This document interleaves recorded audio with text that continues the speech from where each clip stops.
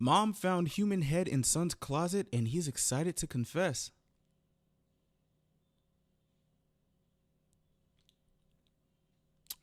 All right. I don't even know what to say to that. Today, about a boom and about a bing, obviously is going to be something very, very disturbing. So let's do it.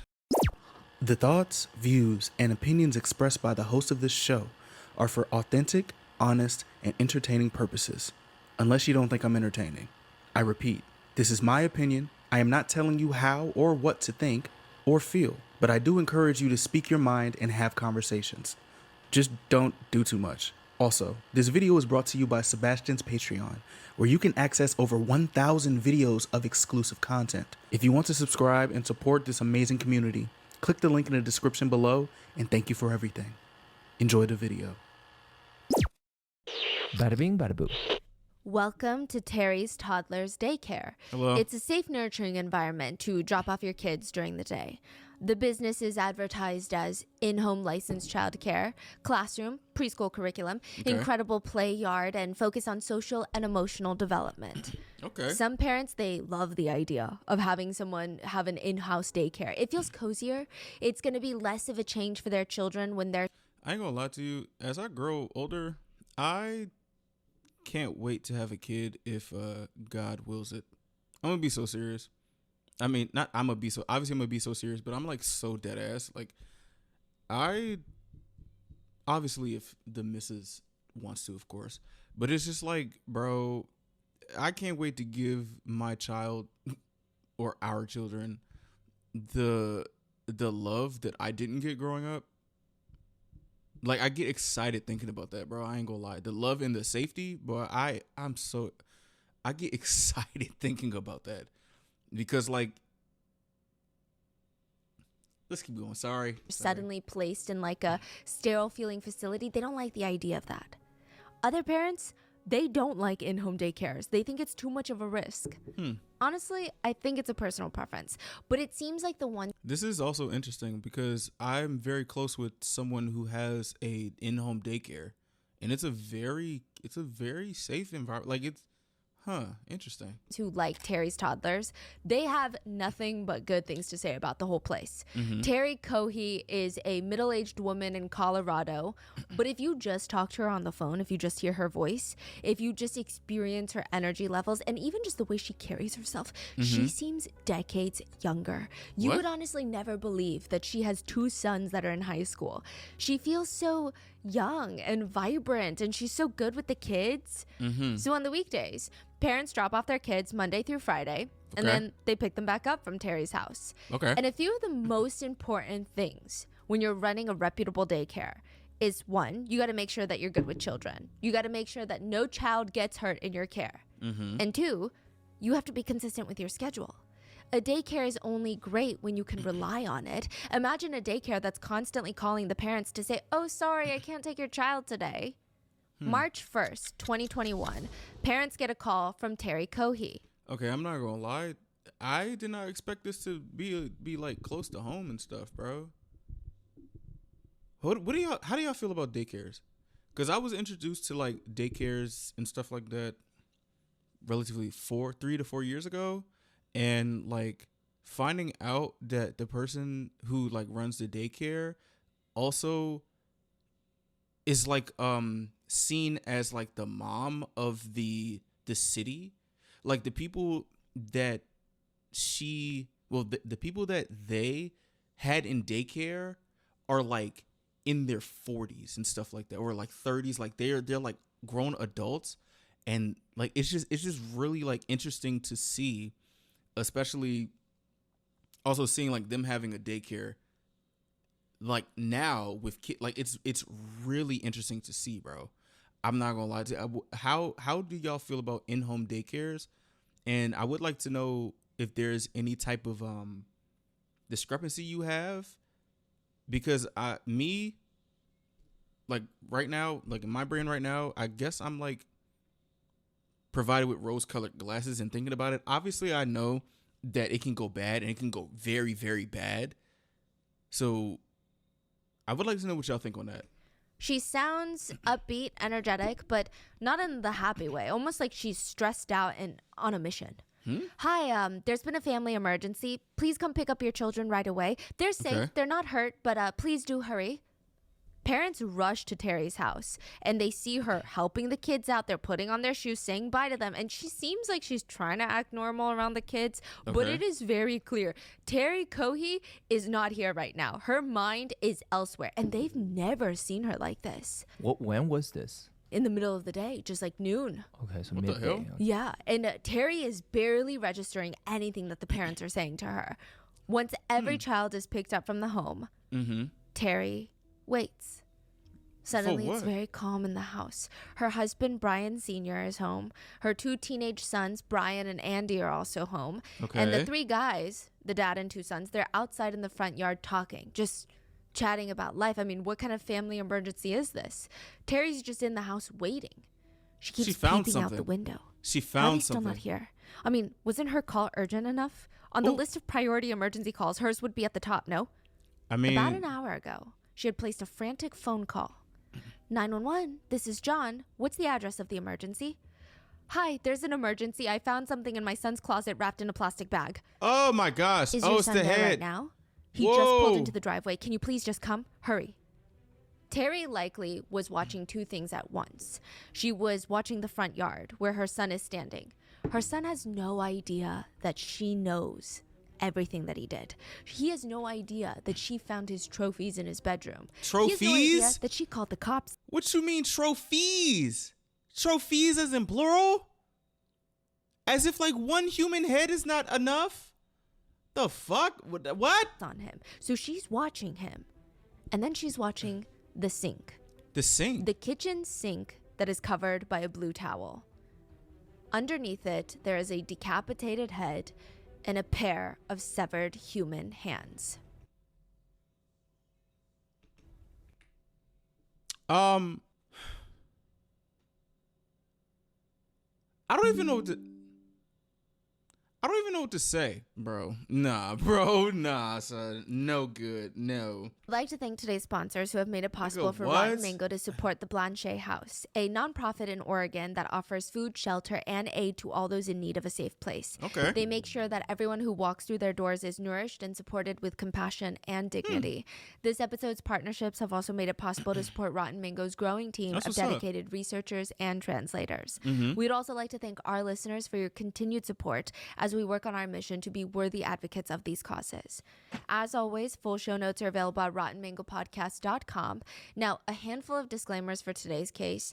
As with any mental illness, the perpetrator's autism spectrum disorder, attention deficit disorder, and his major depressive disorder, they do not represent everyone else who has similar Right. diagnoses. Right. I also want to Correct. make it very clear that throughout this case, there is different verbiage that is used, and sometimes it is outdated, incorrect, and just like outright insensitive. I'm assuming it's going to be a lot of R words and like different wording of how. Okay. All right. Okay. But only for direct quotes will we be keeping those words. They Okay. do not represent the vocabulary of the RM team.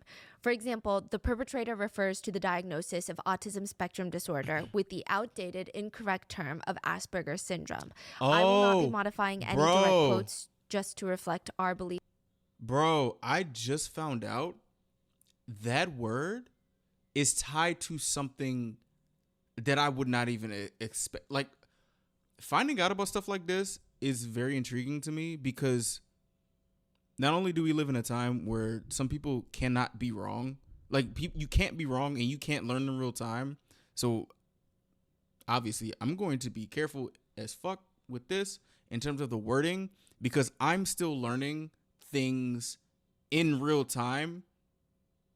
And it's like, wait, not only do I not want to, come off a certain type of way in the future, but also how I don't know how to convey my thought process without coming a certain type of way. So I think more or less I would like to listen more and try my best to speak about this in a sensitive way as possible.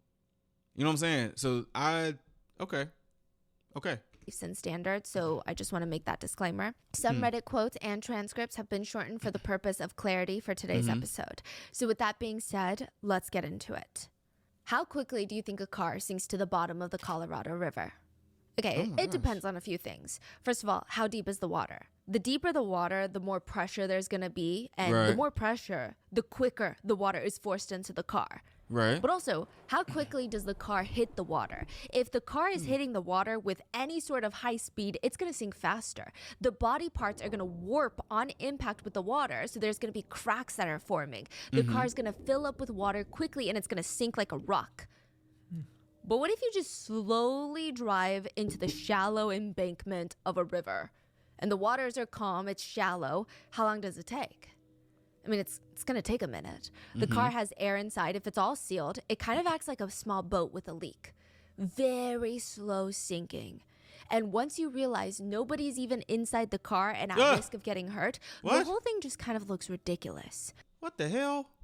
What the hell? A car just floating in the shallow Colorado River, just bobbing around in the embankment. It looks like it's just slowly driven into the water at a leisurely pace, and you just want to go, literally, why? Like, who would do that? How did that happen? Yeah. The two police officers get there, and it's pitch black outside. It's 3 in the morning, and there's just a car apple bobbing around in the river. There's another SUV parked, and a woman in a white puffer jacket walks out. She seems less annoyed about the car being in the water. So in Korean, we have a word called oyopso. It means it's so ridiculous that all you can do is laugh. It's not even funny. It's not even lighthearted. Oyopso. Okay. Oyopso. You're just like, I don't even know what to say. That's the energy she has. She's the mom of the silly teenage boy who accidentally let his car drift into the river. And it's honestly just kind of goofy. The two officers, they're staring at each other, then they're staring at the car. Do you think we can call a tow for that? I don't know, because then he would have to get in the freaking water then. Right. The mom walks up and she seems high-spirited. I mean, the best way I can describe her is she seems like the cool mom. She tells the officers that her name is Terry Cohey, and I called Black's Towing, but I only have 10% battery left on my phone. They want me to text a photo of the car, and I'm like, oh my God, oh good Lord. Hey, please charge your phones before you leave the house. Please have that as important as you need to have your ID on you when you leave the house and your keys. Charge your damn phones, please. She informs them that her husband... Because you never know what may happen. And her teenage son, yeah, the owner of the sinking ship car, okay, they're in the SUV right now, staying warm. Her son is actually in the vehicle when it slid into the river. Yeah, so he's staying warm in front of the heater because it's below freezing. It's February in Colorado and it happens to be 3 a.m. I mean, it's 34 degrees outside. You can see their breath when they talk. Okay. The officers, they walk over to the car to talk to Brian, the son. And he looks, even he looks embarrassed because the whole situation is kind of silly. Yeah, I've only had my car for about a year and a half, and it's a nice car too. Uh-huh. And you say he's a high schooler? He just graduated. He's 19. Brian's mom chimes in. Yeah, we made him wait until he was almost 18 before he had his driver's license because we didn't want him to have any accidents like they do when they're like 16, 17 years old, because that's when they do all the stupid things. But stupidity doesn't have an age limit, I guess. And the cops all start bursting out laughing with the family. That shit wasn't that funny. But okay. And they get to work. All of them, the cops, the family, they're all calling different tow truck companies. Damn. Problem. 1, nobody wants to get up and leave their house at 3 a.m. to tow a car. And 2, nobody wants to get into the water at 3 a.m. in almost freezing weather to tow a car. So the parents offer to try and hook it to their SUV and pull it out themselves, to which the cop is like, I'm not going to tell you guys you can't get your own car out of there, but I just worry that the risk is somebody's going to get an injury and we're going to have a whole other issue, or somebody gets into... Well, shit, what are we supposed to do? The car is in the water now. Like, literally, we have to get this fucking car out the water. The tow truck people don't want to go. The niggas on the side of the road don't want to help us out. What the fuck are we supposed to do, policeman? Because knowing once you leave, we still got to deal with this damn car. You know what I'm saying? Like, yeah, I know it's below freezing, but we got to get this car out. Ain't you supposed to be the person to be the smartsy artsy person? You went to the academy. Shit. The fuck? Like, now we gotta do this shit ourselves. To the water and then can't get out.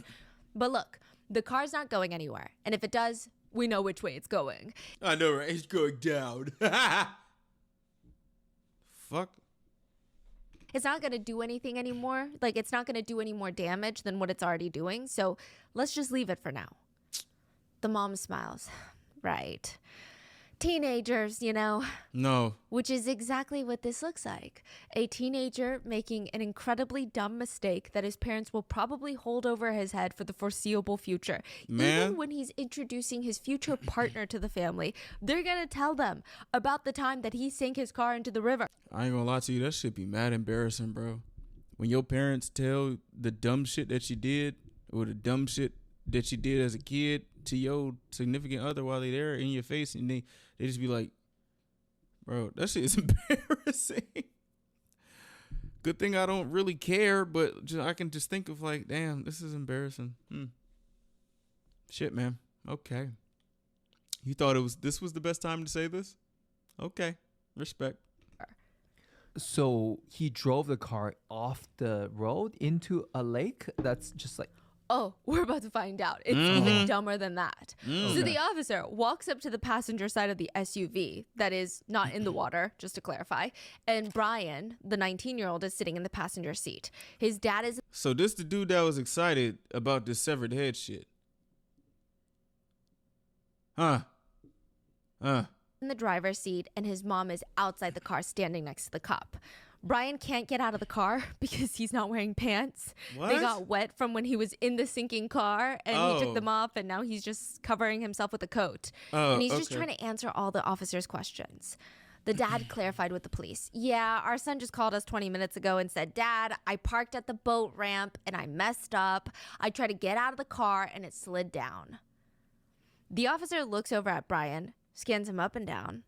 Well, you're not hurt, right? Do you know what a boat ramp is? Nope. Not fully. If you go to like one of those more like relaxed embankment areas of a river, they have a slope. It's like cement and it slides all the way What? down. So if you have a pickup truck and you get your boat hooked up to the back, you what? reverse your boat into it and it slowly hits the water. What? So he slowly went on that? What's in that car? Is there something in that car? Yeah. It's like it gradually gets deeper. Uh-huh. So you're not just like pushing your boat and it splashes into the water. Right. Yeah, like a little kiddie pool. Yes. So Right. he's saying that he parked his car just to enjoy the river, the side of the river. He parked it on that slope and his car could not get up. That's weird. And it just slowly slid down. You parked it on the most inopportune area. Like, you parked it in the most obscure area, but this same obscure area is something that causes an effect. Okay. The officer is like, well, you're not hurt, right? No, just a little cold is all. Just your pride's a little hurt, huh? They all burst out laughing and Brian is shaking his head at himself. But honestly, like, again, the whole thing is goofy. Yeah, my pride is hurt and I'm probably out like $7,000. Okay, well, all right, man. Well, do you have your driver's license on you by any chance? Yeah, thankfully. And what were you doing down here, bud? Well, I felt like I needed to get out. Like, I figured, why not park here and just, you know? Brian, the 19-year-old, he's staring out into the river, and he looks like he's coming to this realization that 1 minute he was pretending to be this main character blasting music near the river, and now he's pantless in front of an officer.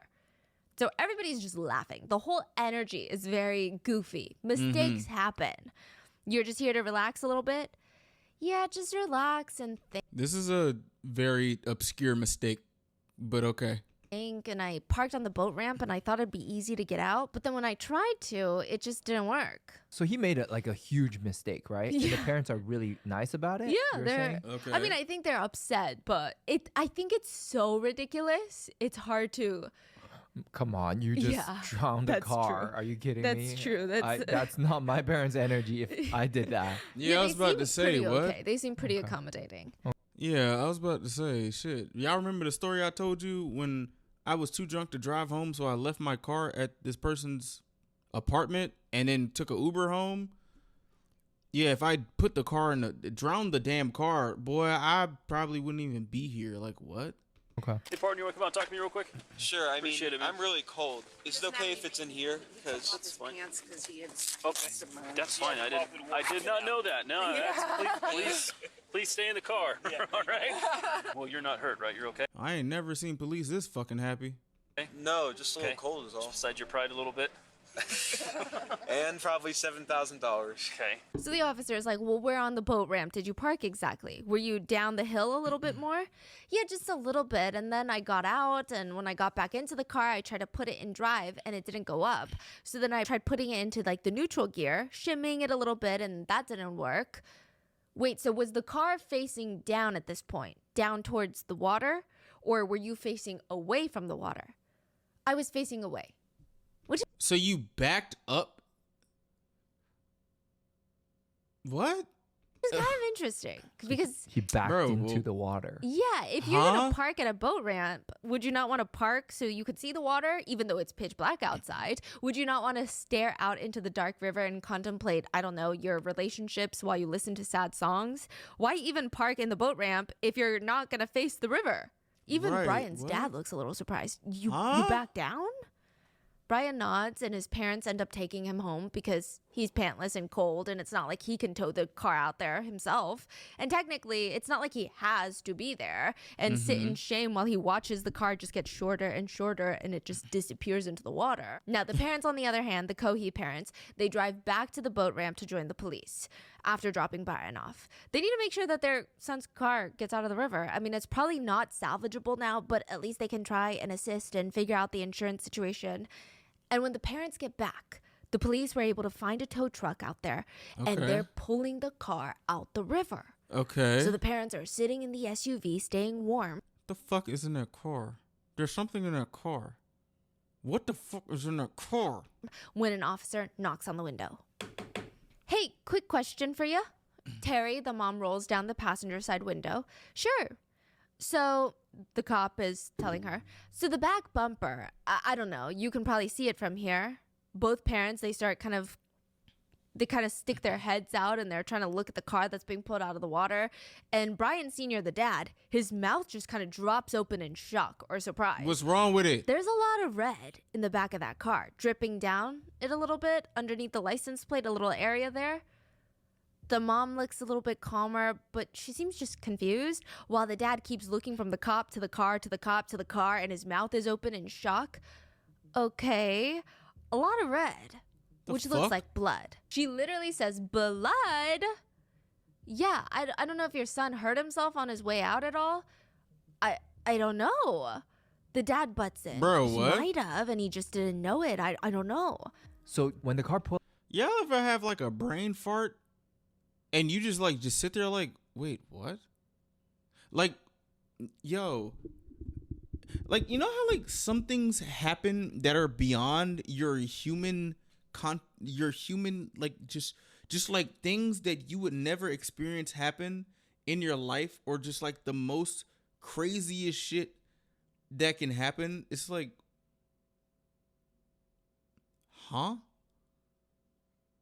Like, I bet you there are some moments that we all have where we can't even fathom what's happening.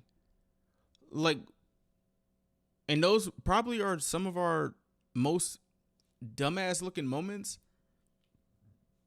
I'm just trying to think, like, wait, what? Huh? What? out of the water, there's still blood on there? It didn't get washed off? No. Wow. Huh? That's why I'm asking. I mean, I think that's a good question. He's at home, right, your son? Maybe make sure that he's not got a cut or something, or A something cut? on him somewhere that he's not aware of, maybe. Bro, a cut. Bro, y'all asking all these questions. There's blood on the back. There's blood on the bumper. Y'all asking so many questions. Y'all giving him the benefit of the most doubt. Because what? Because his adrenaline was a little high, possibly. If you just have him do a little self-check, make sure he's okay. The mom is already on the phone. I mean, this is her baby boy, her firstborn son. Brian picks up the call, and he's heard on speakerphone. Brian, are you okay? They see blood on the back bumper of the vehicle. Really? No. What? Are you sure you don't have any injuries? No, I'm fine, Mom. There's blood on the car? We're not sure. It's red, something red underneath the license plate. Oh, shit. Oh, no, I'm fine. Right, okay, but you're not injured. You don't have any cuts? No, I don't know what could cause blood or whatever it is on the bumper. An animal or a person? Okay, so you're not injured. No, Mom, I'm not injured. Does he sound normal? Yeah. Hey, quick question for you. Sure. So the back bumper, I don't know, you can probably see it from here.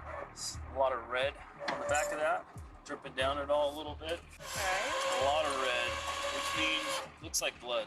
Blood? Yeah. I don't know if did your son hurt himself on his I way don't out at all? know. He might have, he just didn't know it. I don't know. Brian, are you okay? They see blood on the back bumper of the vehicle. Really? Yeah, did you get hurt? No. Are you sure you don't have any injuries? No, I'm fine. There's blood on it?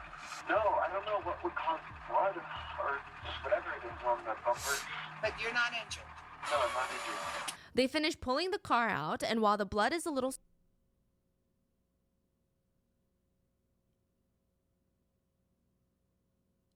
strange, it's not strange enough for the police to do anything. They release the car back into the family custody, and in a few hours, when the sun comes up, the Cohee parents, they go out into the garage, they open up the trunk, and there's a little bit of dried blood underneath the part where the trunk door closes, like the Excuse sealed me? part. That is so strange. I mean, there would be a logical reason that their son would have blood coming out of the trunk, right? It's not so much blood, right? But just a little bit. I don't Brian, give a what's with the damn how. blood? Brian explains, oh, don't be so spooked out. Remember how I took a special effects class over the summer to learn how they do special effects for the movies? I had a gallon of fake blood that movie sets use. That was in my trunk. I took it out a few days ago. It must have spilled a little bit on the way out.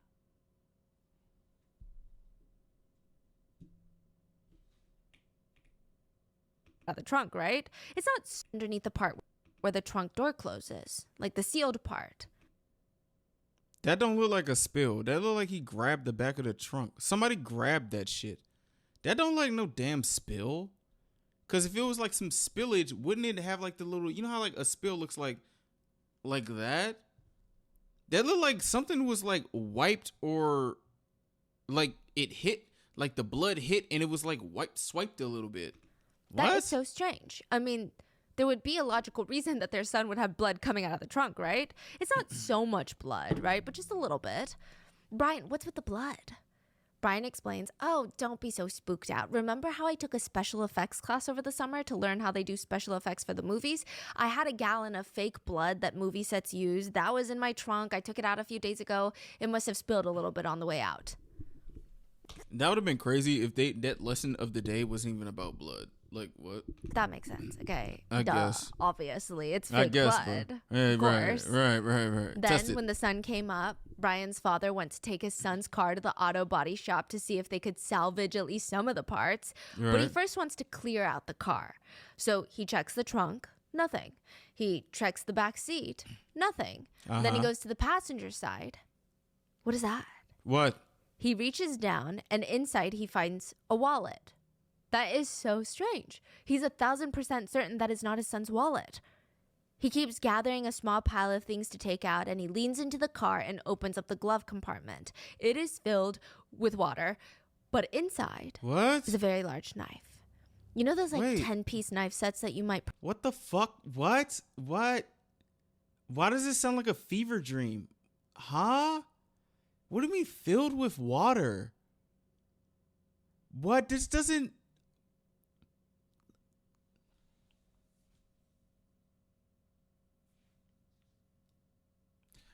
I'm gonna ignore the wallet because the wallet is weird, but why is there water and a knife in a glove compartment? Like that doesn't make sense. That does not make what? What? purchase from the store for like, your new kitchen. It looks like the largest one out of there. And 3 pairs of vinyl gloves. What? Why would Brian need all of that? And fake blood for? What a... Obviously ain't no fake fucking blood. Like, what, bro? There's somebody's wallet in the car. And there's a knife. And there's gloves. And there's blood on the car.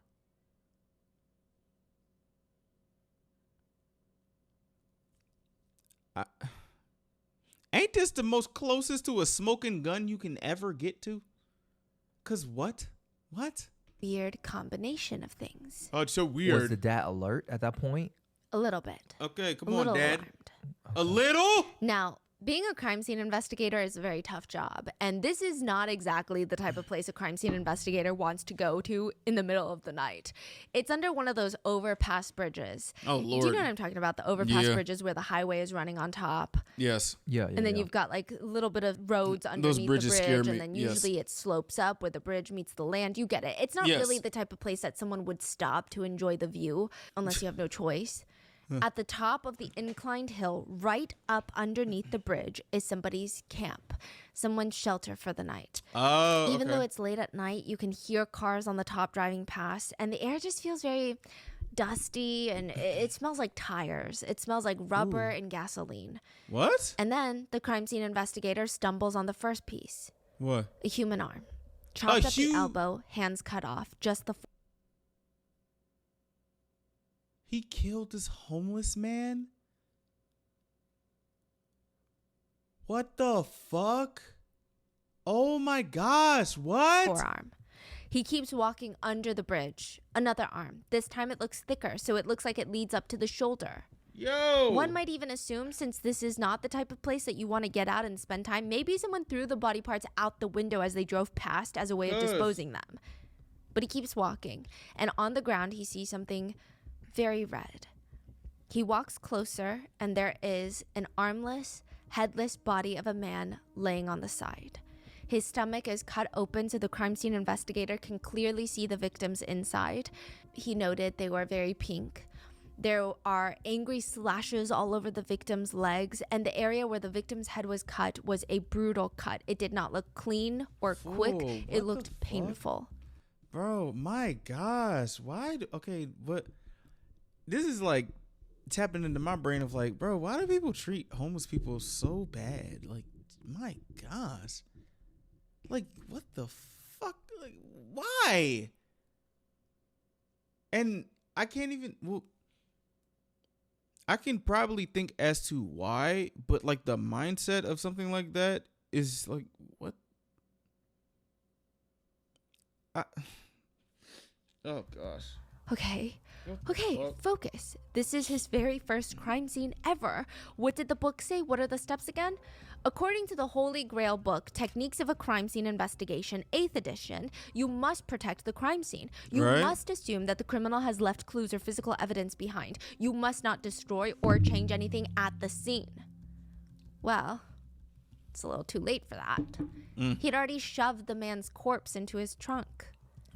He'd already broken the first few rules of being a good crime scene investigator. What? But you know what? Let's be real. You can't call yourself a crime scene investigator just because your mom bought you a book on it. What the Wait, fuck so are you he's talking not about? a crime scene investigator. He's the killer. But he's also reading the book. He's obsessed with crime scene investigations. I see. Now, there are roughly 900,000 new Reddit posts uploaded to the platform every single day. Uh-huh. Some of them go viral, but I ain't gonna lie. I wonder what Stephanie be thinking about like life when she goes on Reddit.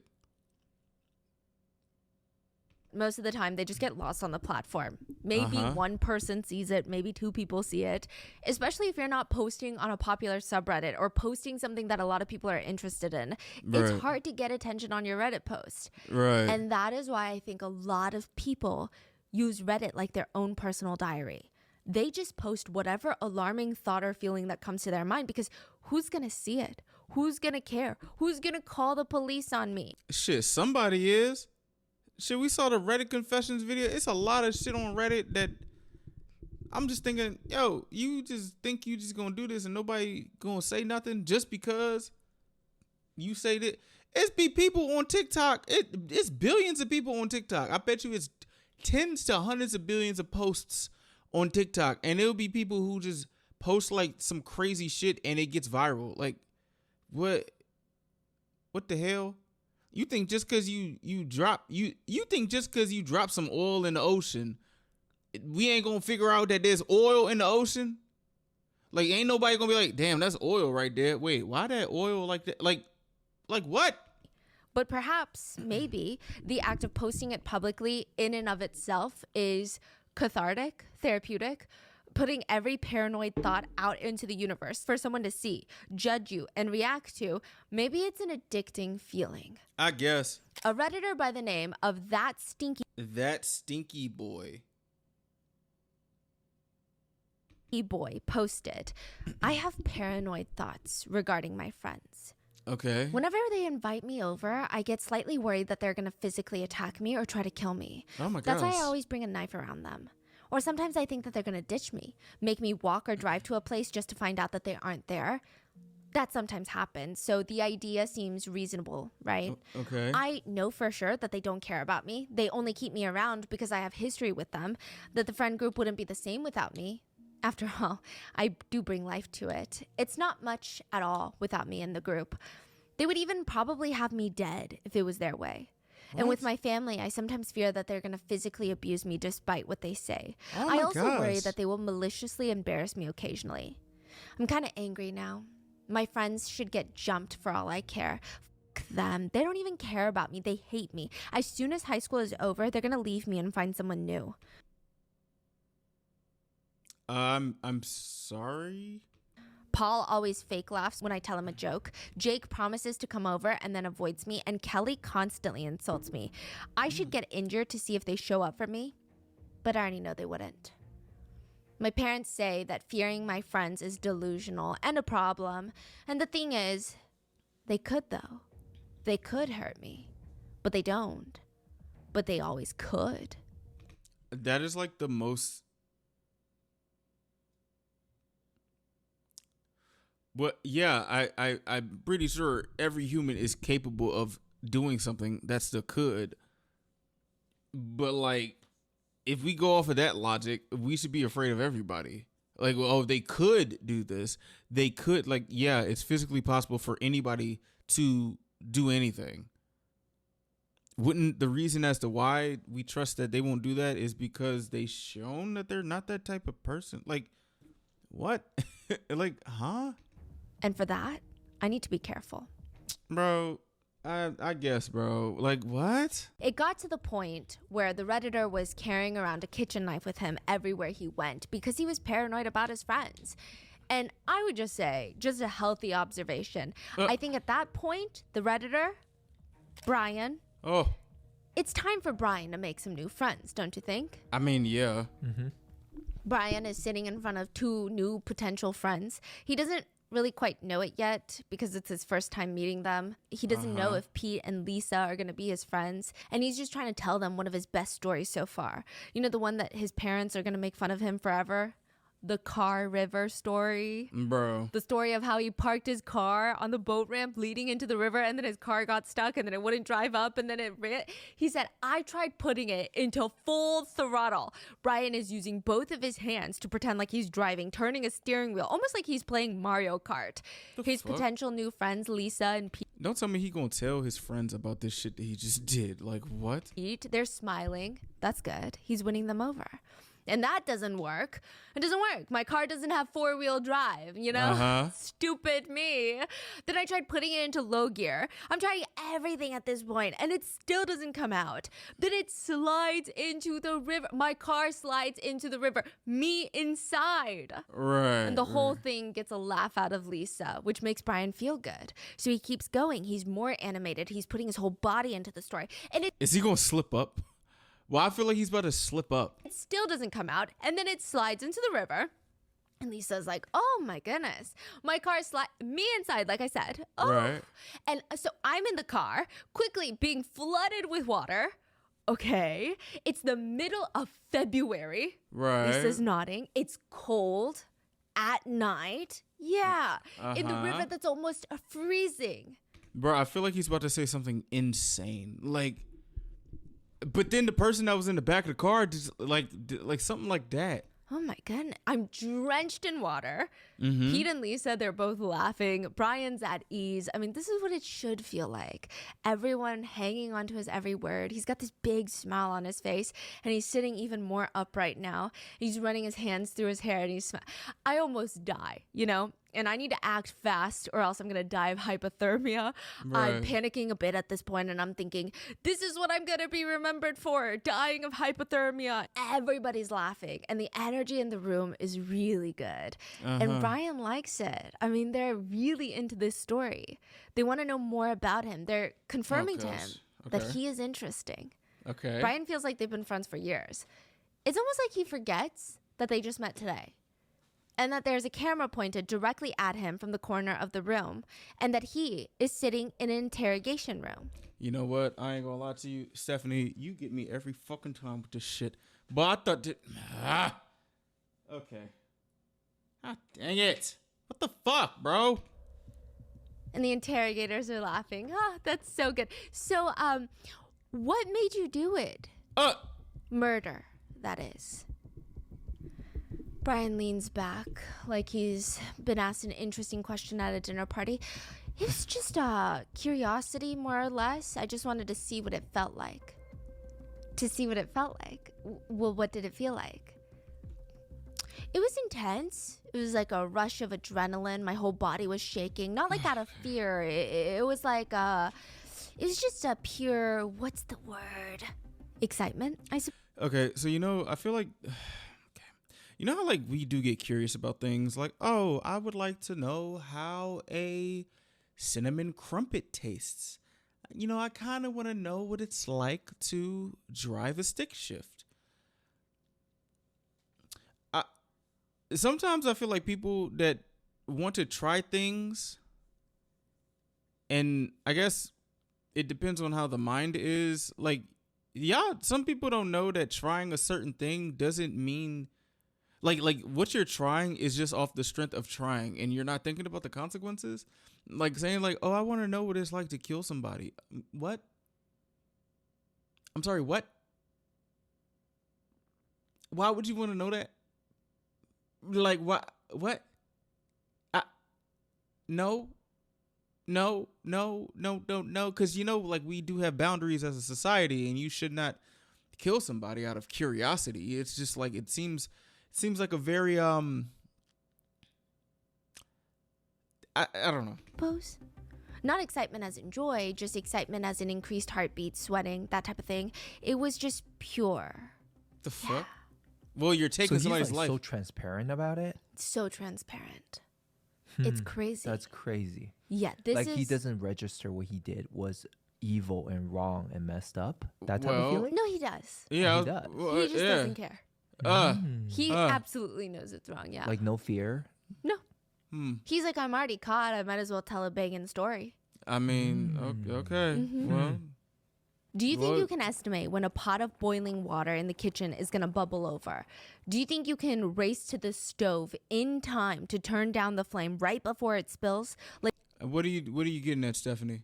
Now my ears are up because you just okey doked the fuck out of me with this story. Like literally right before, at that exact moment. No, this is not like, this isn't like going to the microwave and stopping it at 1 because you have this irrational fear that everything's going to blow up when it goes to 0. But no, I don't think I can. Or is it just going to simmer and simmer, thinking that it's eventually going to calm down on its own, but it doesn't, and it just erupts? What's more likely to happen? I don't know. That's what this whole case is about.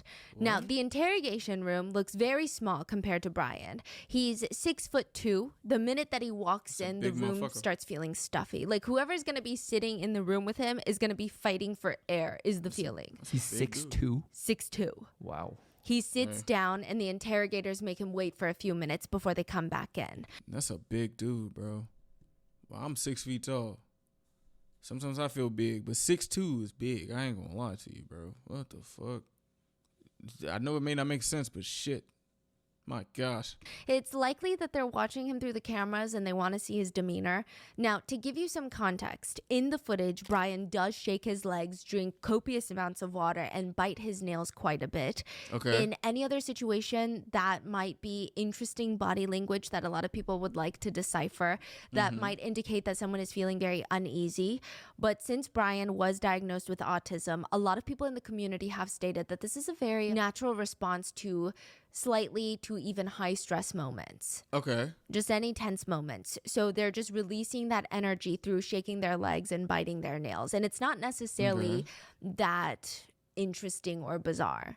Now, don't worry. I don't think that we need to dissect his body language to know that he's guilty, because when the investigators walk in, they ask him, "How did you get here?" It's unclear if they're asking him his method of transportation or asking him as a way to see what kind of story he spins. Just, they look him dead in the eye and they say, "How did you get here?" He cocks his head to the side, and in a very confident, deep voice, he responds, "I murdered someone." Okay. And he holds the interrogator's gaze. He does not break eye contact. And how did you get here? I murdered someone. He sits with Pete and Lisa, the two interrogators, and he walks them through the last few days of his life. And honestly, he walks them through his whole life story. At some points, it feels like he's savoring their reaction, watching their faces for some sort of horror or admiration. It's like he's reliving the crime. Okay. And he looks at them and he asks, "What do you want to know?" What do you want to know? To start back at the beginning and go slow and tell me as many details as you can remember. So, because I mean, Murray going to jail for the 15 years probably. I have no idea. Because We're at the beginning. it's murder. I mean, I'm going to jail for Okay. 20, but so I figure, why fight it? Okay. Um, Okay. So what's important to me is to learn as much about you and what you did and as I can. You know, it is a little alarming seeing someone who's as absolute as he is, but knowing that knowing that he is diagnosed with autism, it's just like, okay, I can understand, but like, okay, I'm just like, okay.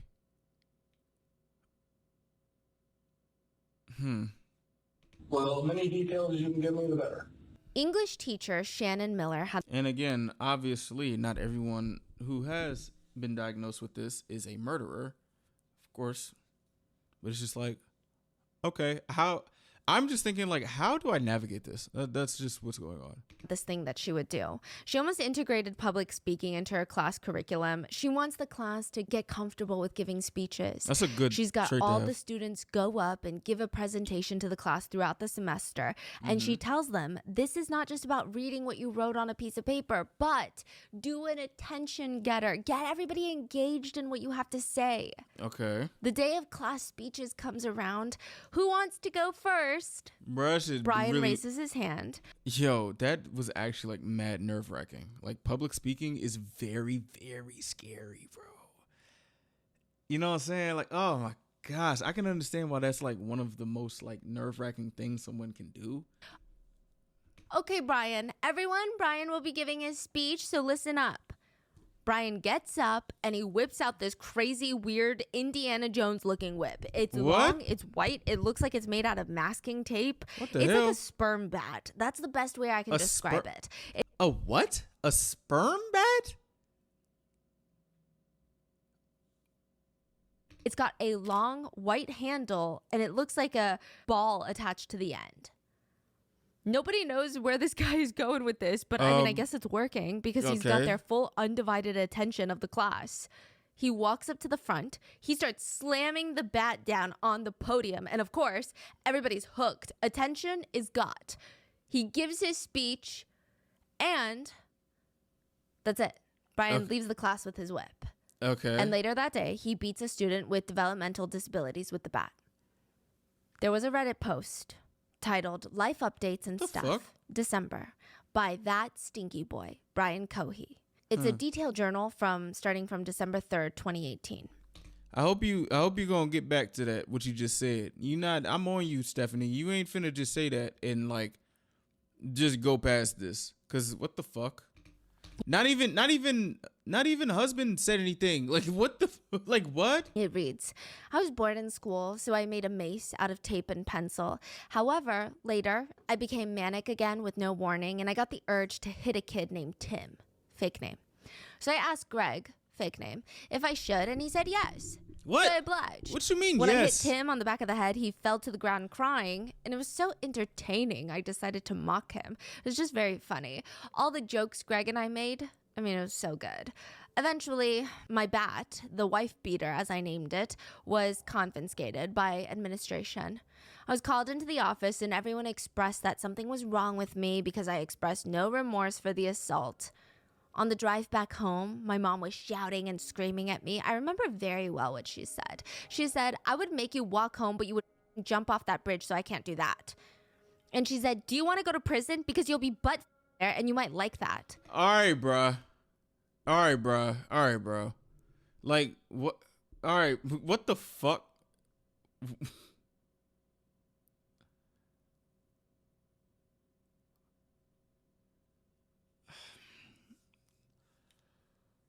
Cuz, what the hell? I had to write a letter of apology to Tim, the kid that I hit. I didn't care about him, so why should I put in the effort? So I copied and pasted an apology letter for a victim on a crime, and I made some edits to it. I had no intention of wasting my time on something so unnecessary. Okay. And it worked, thankfully.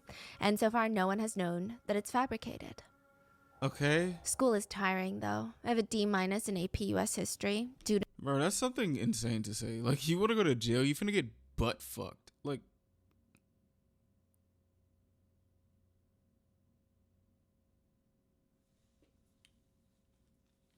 I mean, you know, what the, what? Never taking notes. I don't know why I don't take notes. Maybe it's because I lack the motivation. Or maybe it's because I'm too damn lazy. Probably the latter, but I'm not lazy enough to write this. Okay. Last night was interesting. I couldn't stop feeling like something bad, something unstoppable would happen, like a gruesome injury occurring, a car crash in front of my house, or a family member dying. I've been not sleepy tired, but mentally tired. All the missing school assignments are draining. Not to mention my mother when she's screaming at me, sometimes calling me a failure, other times asking me, what's wrong with you? Last night I burned some things in my room. Then I tried going to bed, but I was restless. I was hyper. Thoughts were racing through my head. I was obsessing over how I could make a Molotov cocktail and set a forest fire or burn a house down. I couldn't stop thinking about how I would do these actions. I soon became paranoid that the ashes of the things that I burned would set on fire again, and that I would burn alive in my room.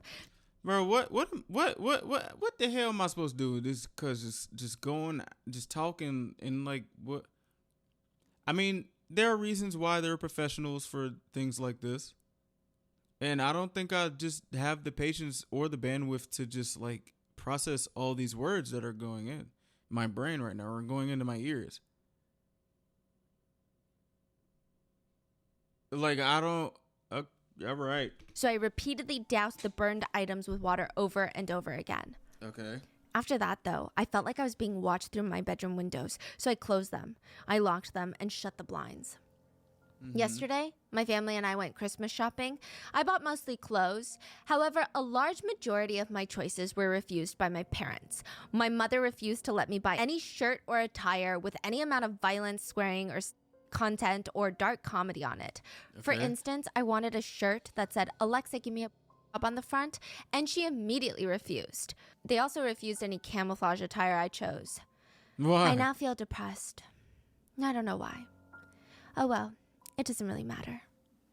Brian's parents always knew, ever since he was very young, that there was just something a little different about Brian. Right. I mean, it's kind of hard to avoid when he was a toddler.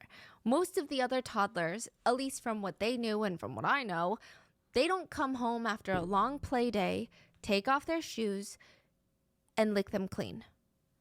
I'm sure Brian's parents put barriers in place so that Brian doesn't lick his shoes clean every time they get home, because that would be a massive health hazard. But it seems like he would just find anything else to do. He would bite and chew his fingernails and toes until the nail beds were so destroyed that he was at high risk for infections. Because Okay. once your nail beds have cracks in the skin, bacteria will infiltrate and just fester. Oh my gosh. Brian's mom, Terry, brings him to a psychologist, and Brian gets diagnosed with ADHD. He's 5 years old at this point, and he gets put Okay. on medication.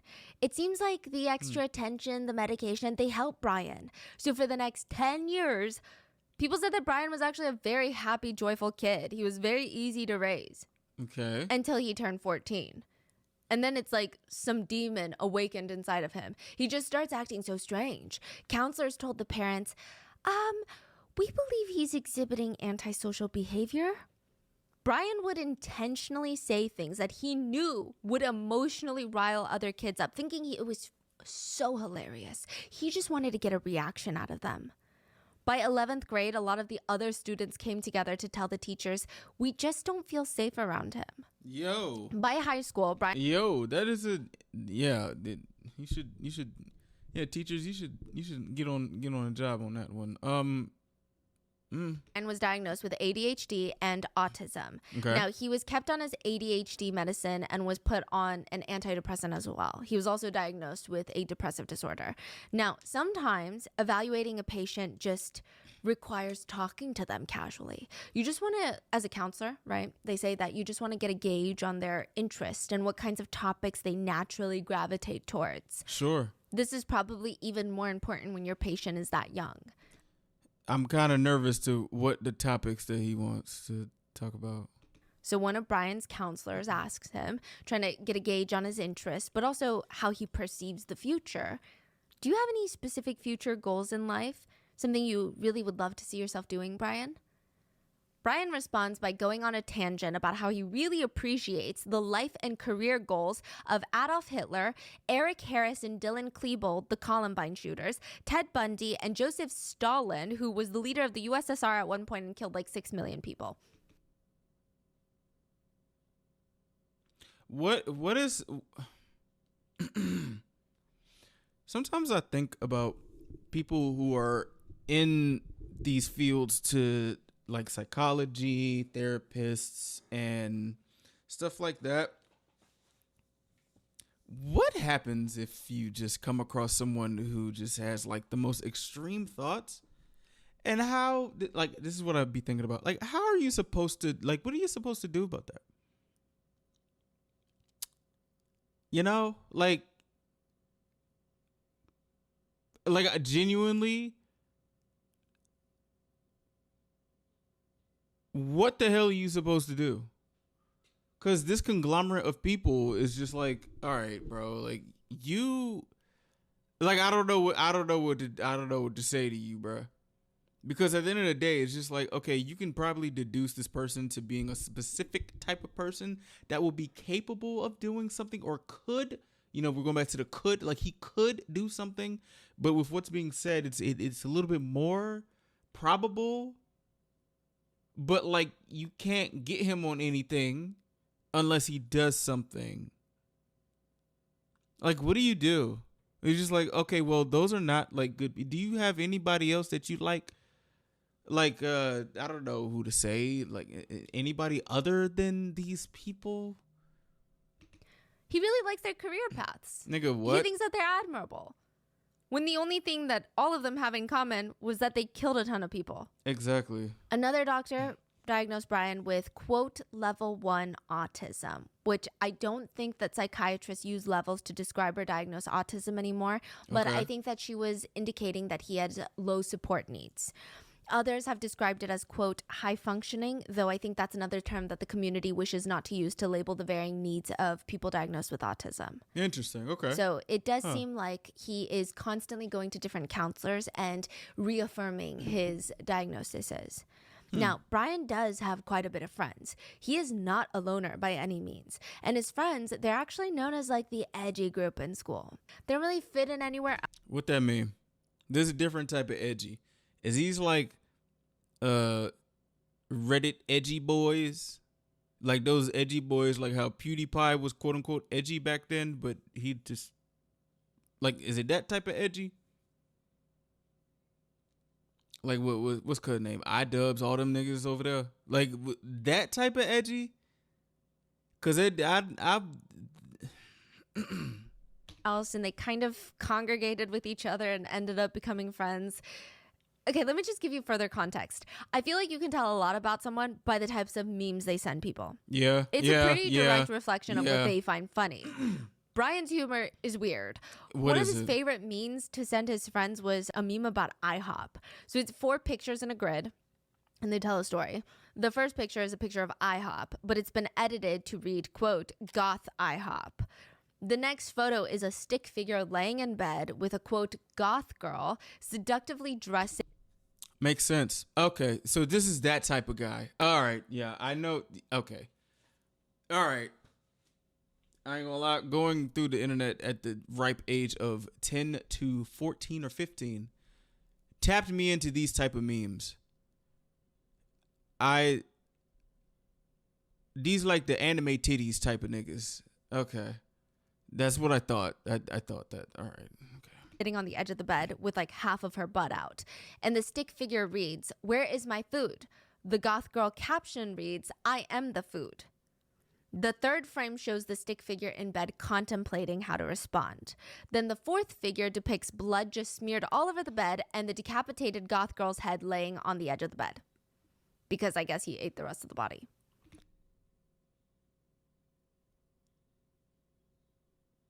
The stick figure. You know what's crazy about that? Bro, do you know what's so crazy about that? I've seen memes of that, but like the girl is eating the stick figure. And that has gotten praised on the internet. Oh my gosh. And that is kind of interesting to think about. I genuinely cannot explain. Well, I can explain it. It's obviously this man-hater stuff that's going on. However, like just seeing stuff like that, because you know how like how Reddit has become mainstream? Like these memes were actually really insane. I didn't know it went that way. The fact that Stephanie knows about this is interesting. But like just the fact that like the roles are reversed and it's like more accepted for these fucking memes now that the roles are reversed. I've seen a lot of shit in my life. I have seen a meme like that and I kind of like turned my computer off because that shit is mad scary. And just seeing like it becoming mainstream and accepted dependent on who the protagonist of the meme is weird. I thought it was weird back then, but I think it's weird now. But I also find it weird of how it's accepted. You know, like it's just like those well for me, it's just like how what's that lady name? Sabrina Carpenter just be killing dudes in videos. Like I saw what was it? Ariana Grande's music video of like I hate that I made you love me. And literally it was just like a frame of a guy on fire and like you know how like the comments pop up on YouTube? It was like point whenever that scene happened when the dude was on fire, it was like, oh my gosh, this is my favorite part. Or like the what was it? Another Sabrina Carpenter video where there was like a comment saying like, oh, so we're not just gonna kill this guy? Oh, then the edit was like, oh, we got it. Cause at the end of the joint, like she hit this dude with the car. It's just very interesting to see. I think it's weird, but it's just like, wow, I find it very interesting how society or just like how mainstream shit like this is, because back then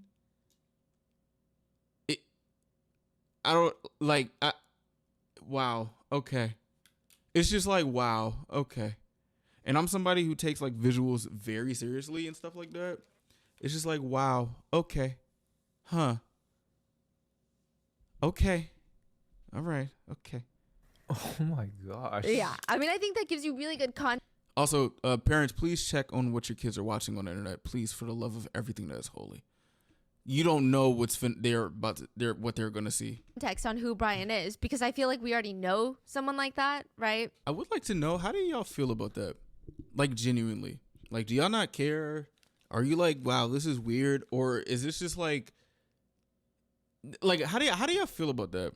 Obviously, I'm gonna feel a certain type of way because I'm a dude, but just like, I'm also a dude who was like mad curious back then and just found like meme formats, and just seeing the reception of that just like makes me just like, wow. Like, I really would like to know, because it's just interesting to think about. Like, literally, that's just it. It's just interesting to think about. I don't know, man. If you were to ask Brian, and somebody did on Reddit, if you were to ask him about his political ideologies and how they differ from others who share the same ideologies, if you asked me that, I don't even know how I would answer, okay? I think I'd be like, whoa. Wait, what? I gotta really think about that, because I don't even know what that question means. But he would respond, well, my ideologies vary quite greatly. If I were a citizen, I would prefer a conservative Republican right-wing system with few to no restrictions on citizens. The government is a removed entity in day-to-day life, i.e. completely free speech, complete economic freedom, social freedom, freedom in media, etc. Much more borderline anarchist. But if I was a government official, I would very much prefer a conservative Republican right-wing system with much more control over my citizens, much more of my hands over the economy, laws, and people, media, etc., much more borderline authoritarian. I think the aim of the answer is to sound smart and different and thoughtful and main character, but it's very contradicting. It seems like the only thing Brian cares about is freedom and power for himself. Yeah, that, and also this dude is a troll. Like, I think I'm watching like Stephanie realize what trolls on the internet just are. And like, to me, these type of people are like, just like, bro, you don't like, he's just somebody who just like says shit just to say it. Like, that's what I see what this guy is. Cause he's using a specific type of meme that, from my recollection of like being on the internet back then, is just like, okay. Like, these are the type of people who will call you. These are the Chud the Builder type people. You know what I'm saying? Because I just found out about that Chud the Builder dude where he was over antagonizing black folks and then using it as a reason to shoot. Like, it's just like, ignore these type of people because they're just trolls. And the only thing that they want is a reaction just so they can keep trolling. But like, these are also the same type of people. If you punch them in the face and break their fucking nose, they're gonna be like, oh, why'd you hit me? I was just trolling. Like that's what it sounds. That's the type of person that he sounds like. And these types of people aren't cool. Like, these types of people are just like, all right, bro. Like, you need to get the shit smacked out of you.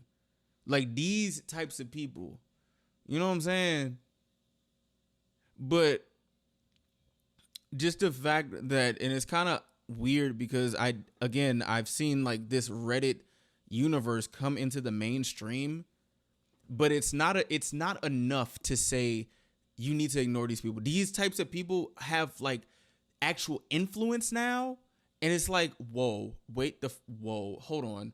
I'm like, I thought that this was just like bullshit memes that I can just ignore and just like close the app. No, this shit is everywhere. Like, this type of rhetoric, content, all this stuff is everywhere, and it's literally nothing but just anarchy and just destroying the fabric of the society just for the sake of trolls and lulz. Like, not even like the LOL, like LULZ, like that type of shit. And it's just like, bro, what? Like, huh?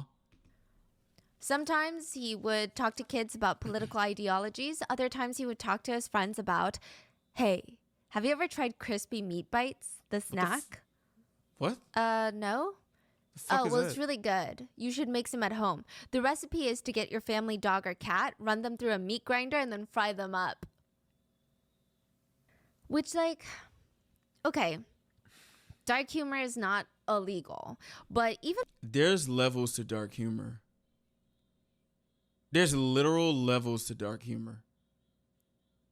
And as somebody who knows about like dark humor and shit, like there's levels to there's levels to it. Y'all remember when who's someone who was like dark humor, like Too Mad?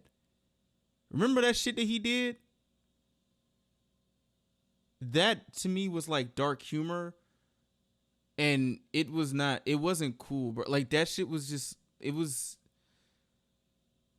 no, like there's genuine levels to that shit, but once you cross a certain type of like joint, a certain type of thing, it's just like, bro, enough, like what the fuck, like come on. For the friend group, Brian is a bit strange. The friend group would joke, yeah, well, it's just Brian being Brian. That's just who he is, you know? Let's just try to accept it, I guess. No. But they all had this running inside joke. If one of us is going to be a killer, it's going to be Brian. But, like, it's a joke, right? Friends joke around with each other. That's normal. Not like that. Not like that. Not like that. Teachers, on the other hand, they have way less leeway to be like, oh yeah, that student, he's probably just joking around. It's just his sense of humor.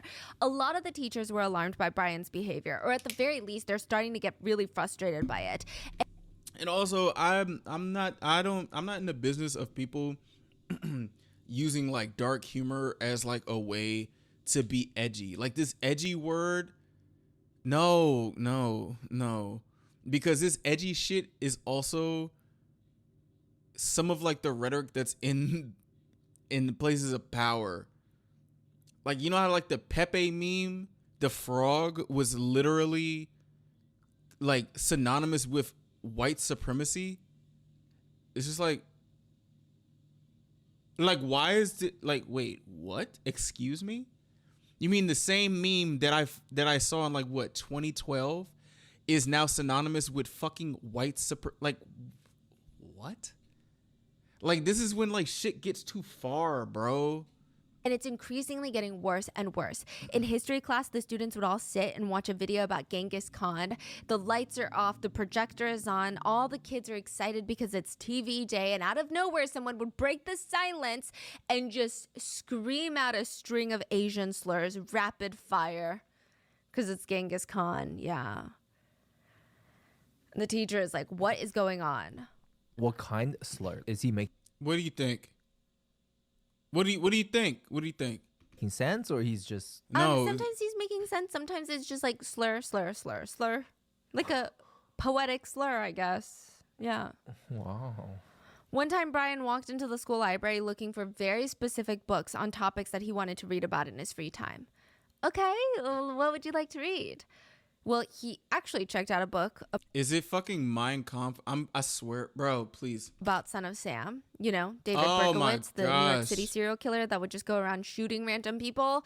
And he would write letters to people saying that he was acting on behalf of a demon that was possessed inside of his neighbor's dog. That one. And then after that, he wanted to check out another alarming book about the Columbine shootings. This was definitely alarming. Brian's English teacher walks up to another teacher after that day, and she says to them, if any kid is going to shoot up our facility, it's that kid, Brian. Bro, to think about it, like these type of people be like, oh, freedom of speech. You know, I have the First Amendment rights, not knowing that literally freedom of speech does not mean that you can just do shit like this. Like, what the fuck? Like, like, bro, yeah, you have the freedom to read a book, but you don't have the freedom to read this book without ridicule and judgment. Like, why? Well, first off, we need to find out why you're reading this book. That's one. Secondly, actually, why the fuck are you reading this book? Like, having the reputation of like being the person who's going to shoot up the school. It's like, bro, that's not a good thing to have, you know? Like, it's not at all. Brian. Yeah, since the first week of school, all of Brian's teachers, they got together and they're just expressing their concerns about him. They all agree they need to keep a close eye on him. It's very apparent to them, even at this early stage, that he's a very troubled kid. How scary is that for a teacher in a school setting to say that like, about a student? Like that is something else. They said all the flags are up. Man. And this is really an understatement. In Brian's Reddit diary logs, he even wrote, So they didn't suspend him at all for shit like this? Like, he wasn't suspended. He wasn't put on, like, no type of, hey, can you go home for a second? Like, bro, you need to fucking relax. Like, cuz I was threatened to be suspended from school for sleeping in class and snoring loud. You mean to tell me this dude is literally just slinging Asian slurs when Genghis Khan is on the screen, and they're just like, oh, well, there probably is reason as to why, but just like thinking about it, it's like, bro, what the fuck? I was looking at transcripts of the basement tapes of the Columbine shooters, which, by the way, the basement tapes are homemade videos made by the two killers that were actually destroyed by law enforcement because of how vile they were. Oh. But Brian continues, and I realized something. How did he get Me that? and my friend, Redacted, our conversations are eerily similar to the ones in the basement tapes. Similar topics, war, violence, why we hate certain people, what we would do to them. But the teachers, they hadn't seen Brian's Reddit, and they still thought that his behavior is alarming. They bring in Brian, they bring in his parents to try and talk about it. And clearly, Brian's mom does not think it's that serious, though, because she runs a daycare called Terry's Toddler's Daycare out of the... Yeah, just because you run a daycare, lady, has nothing to do with your son being a fucking menace in the making. Like, oh, that's like saying, bro, what? What the fuck? One doesn't constitute the other. I feel like she just didn't believe that he was able to, like, actually do this. Yo, he's just talking. He's just saying, no. No, first off, I think if you say certain things, like, people should, like, watch you. Like, what? You don't just be like, oh, I'm saying this. That don't mean he actually gonna do it. What? You really think that? All right, so what happens if he actually does it? Then what? Like, what? Their family home that she shares with Brian. She's been in the business for 10 years, and clearly, for whatever reason, whether you agree or not, it appears that Terry herself feels comfortable enough to keep Brian around young children. And to be fair, according to Brian's Reddit diaries, because of all of his issues at school, licensing had to come to his mom's daycare in March of 2019 and determined that the daycare would not be shut down. She would have to make up a safety plan in case that Brian threatens her or the children. Regardless, teachers think that Brian's mom had a bit of a way too relaxed attitude towards their concerns. Brian's history teacher said, we weren't obviously the only class that he was having issues with. And I remember someone said that they met with his mom and she just kind of, I think they said, didn't really want to understand what was going on. What kind of the thing. hell? Like, what's the big deal? Like, she wasn't really like, yeah. Bro, what the fuck? Yo, your son is spewing racial slurs and looking up and talking about Columbine topics. What do you mean that that's not that serious? Like, what do you mean? What are you talking about? What? Like, huh? Like, what the fuck? I don't know. You're like, oh, I run a daycare, so obviously I know. Excuse me? What? This is serious. We need to get ahead of it. There was another incident that Brian got in trouble for where he brought in a weapon to school. What? And Terry was called in, and she later explains the whole situation, and I think this gives you an idea of Terry's perspective. She says, well, he got suspended for weapons. There was another boy who brought in the nunchucks to school on the school bus, and Brian was like, wow, cool. Brian was just asking him, like, can I check those out? And he was like, I'll bring you a set if you give me some candy. So Brian gave him some candy, and the next day the kid comes on the bus with 2 sets of nunchucks. One are glass and the other ones are, I guess they're like rubber. I don't know. I never actually saw them. He's like, I know I can't take the glass ones because I'd get in trouble for that. So he took the rubber ones and put them in his backpack. Well, I don't know if it was in his backpack or his jacket. There were some differentiating stories. So the teacher sees them and he said, what's that, Brian? And he's like, oh, nothing, and so the administrator, he was like, we have a prohibited weapon on school grounds. And I'm like, okay, well, what about the other kid? Wait, first off, what the hell? Nunchucks are a prohibited weapon? Wait, what the fuck? Okay, sure. one that brought the nunchucks. And they said, well, that kid doesn't have behavior issues like Brian. And I'm like, oh, so you're punishing Brian because he has behavior issues. Yes, and he's running amok up and down this joint. Like, dog, what? Something has to happen.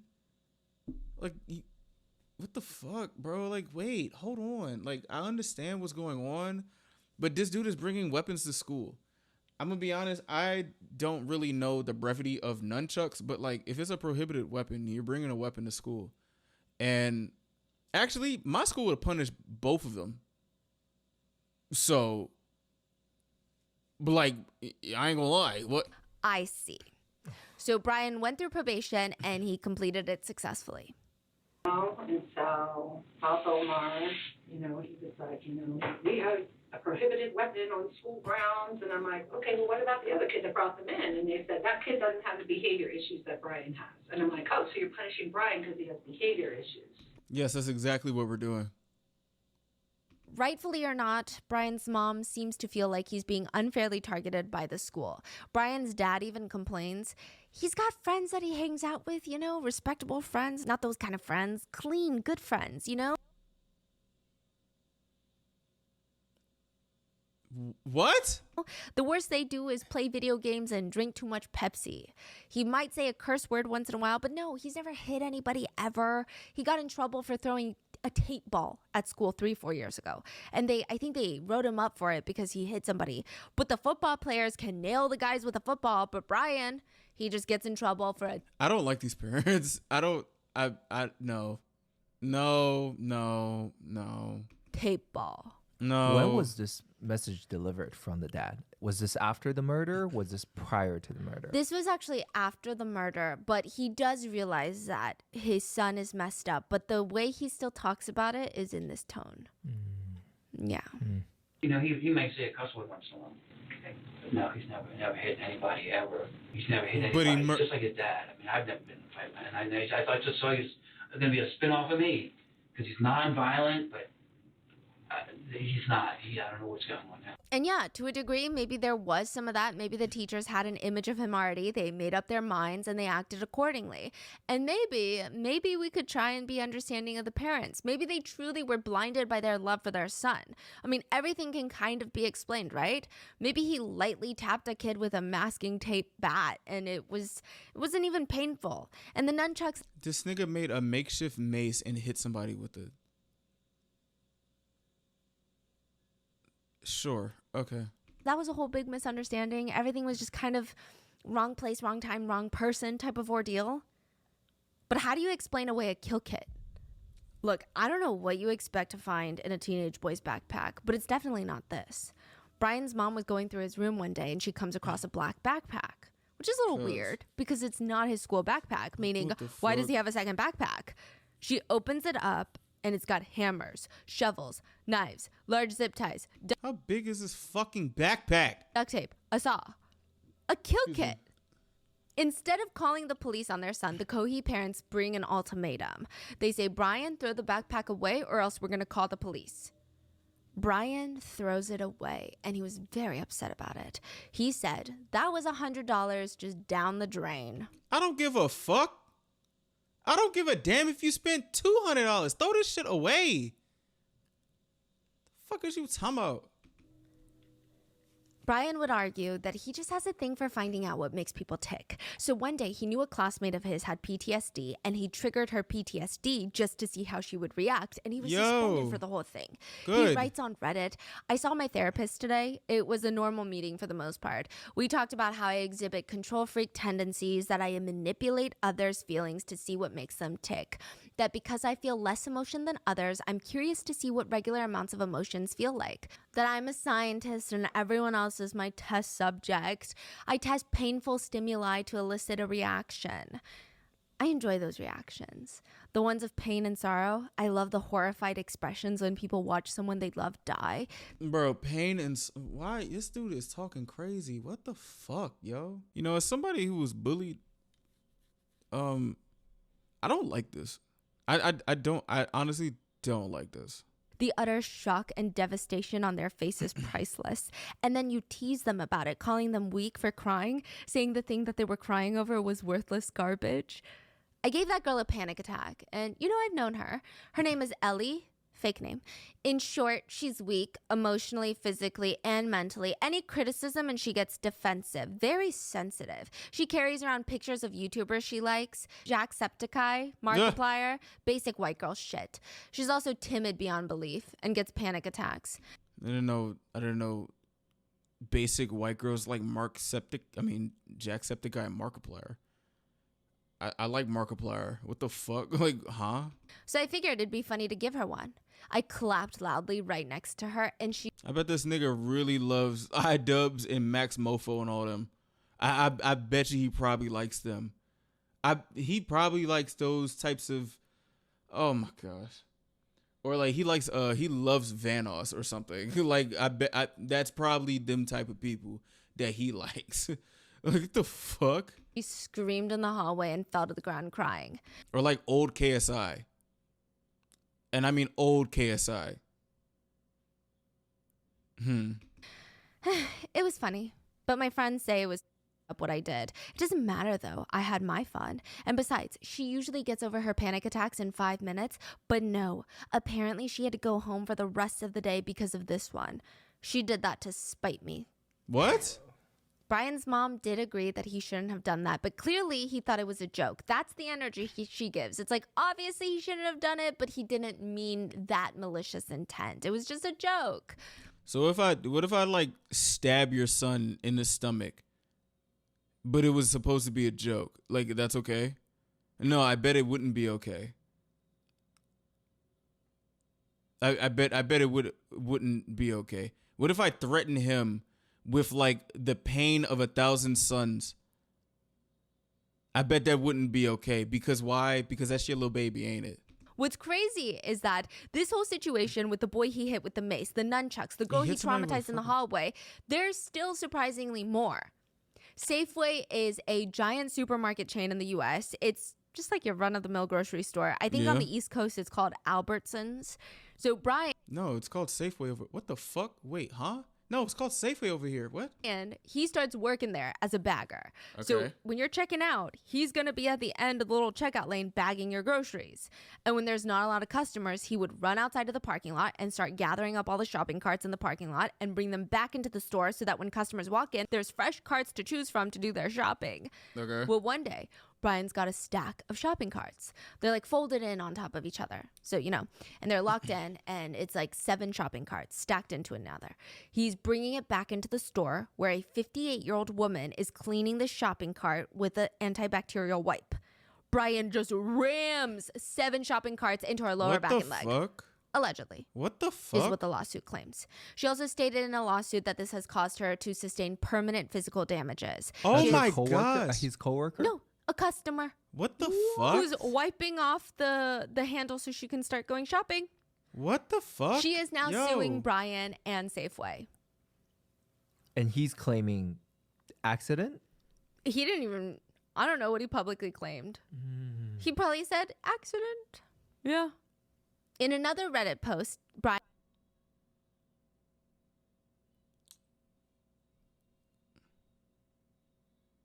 This dude could not do this where I'm from. I ain't gonna lie to you. What the fuck? And talks about dating 2 separate people.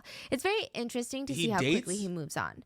January 9th, 2019, he writes, I've been feeling bad lately. Me and this guy are dating, sort of. He loves me and I kind of love him, but I can't stop feeling like he hates me, that he pities me and he's tired of me. I almost cried last night because of it. Sometimes I feel he really does love me. However, there's no gray area. Either he does or he doesn't, depending on where I'm at mentally and emotionally. Sometimes I feel like I should disappear, ghost, or otherwise leave for a small bit to see how he reacts, to see if he really does care about me. Then, just 8 days later, January 17th, 2019, he writes, I'm, quote, dating this, quote, trans girl named Rose. Fake name. It's going really well. She's absolutely devoted to me and is madly in love with me, and I love it. I do love her, but a lot of it I'm exaggerating to get an equal amount of love back. It feels great having so much romantic and attention towards me, like I'm satisfied by it. A couple days ago, I told her about what I want her to be. After all, she was practically begging for me to tell her how to be more attractive for me. I love it when they're clingy and needy for me, but I think I went wrong because Bro, the way he's speaking is like, what the fuck? I love when they're like, what? ever since, she's been a lot more distant. I think she's judging me, no doubt. I fear she may be too against me, but only time will tell. I think now I'll have her be more clingy and needy. I need to keep her no matter what. She is mine and mine only. Side note, on Reddit, Brian also describes himself as a boyfriend, and he posts one of those memes. It's like a cartoon drawing of himself, and it says Brian boyfriend, and I knew he was a uwu type motherfucker. there's a bunch of descriptions around the cartoon basically saying, this is what you get when you date Brian. It's supposed to be like quirky, chaotic, and he's supposed to make himself feel like this very cool, unique person. The descriptions read, whoa, did my hair catch on fire? Oh well, let's just roll with it. When I'm dead, start a dumpster fire with my corpse. Quietly contemplates theoretical physics and astrophysics. Man, Andrew Jackson was a cool dude. Killing natives and taking land? That's life. In caps, nothing is stimulating enough. Then, Trump didn't do nothing wrong. Pretends to not care about what anyone thinks, secretly craves external validation from others. Last night, I researched military technology and how it works. Eat my ass. Drives 100 miles per hour in a residential street. And then This is like the most insane level of balance I've ever heard. But the fact that I know about these memes is really throwing me off. Like, what the hell? Oh, yo. the quirkiest of them all. It says, normal person making a bowl of cereal. Makes a bowl of cereal. Brian making a bowl of cereal. Runs into kitchen, slams open pantry, roundhouse kicks cereal box out of the pantry, sprints over to the cupboard, smashes the cupboard to pieces, picks up bowl from wreckage, tries to cartwheel to fridge, rolls on ground, summons milk through. See, like, the thing about this, like, I find memes like this funny when they don't have that crazy ass, like, just slur, like, oh my gosh, like, yo, the slippery slope of, like, these type of memes is insane because the internet is a crazy place, bro. Sheer screeching, mixes them into a bowl, flings bowl onto table, flops to chair before cereal bowl gets there, smashes face into bowl. Eee, delicious. I think that gives you a really good idea of who this guy is. Like, I think that does more than any other description. Not really. But it also seems like January I feel like it complicates things too. I feel like it really complicates things. Like, this shit is already complicated anyway. 2019, Brian is obsessed with power. Power in his romantic relationships, but also like a new fantasy. He What? writes on Reddit, I have a new fantasy. What? Climbing to the top of a military or governmental organization and making sure I have supreme executive, judicial, and legislative authority. A dictator, you could say. I would off the competition by any means necessary. Even murder would be okay if it came to that. I would force those below me to be completely loyal to death, even killing themselves if I told them to. If I took control of the military, I would commit many war crimes for fun. Torture, attacking the Red Cross, taking civilians, targeting them. Oh yeah. He said, why is it such a big deal to hurt or steal from others? It's what we're supposed to do. But maybe it's not too late. Maybe Brian's counselor could help him. Nah, I ain't gonna lie. No, I think these type of people honestly just need to get punched in their face. And I'm not saying that specifically because of his diagnosis, but like, there are people like this out in the world. Some people may call them incels. Some people may call them red pill. I think if getting punched in the face, saying like vile stuff like this, because I feel like Stephanie is probably sugarcoating it, but these type of people also talk about people in a certain type of way that would make people scared if this was on mainstream shit. Like, there's a pipeline to red pill, Andrew Tate, fresh and fit, all that crazy alpha male stuff, incel stuff. There's a pipeline to someone who does stuff like that in the degree that they do. There's a pipeline to it. I'm not gonna lie, I've seen it. This is it. I don't think these people can be saved. I ain't gonna lie to you.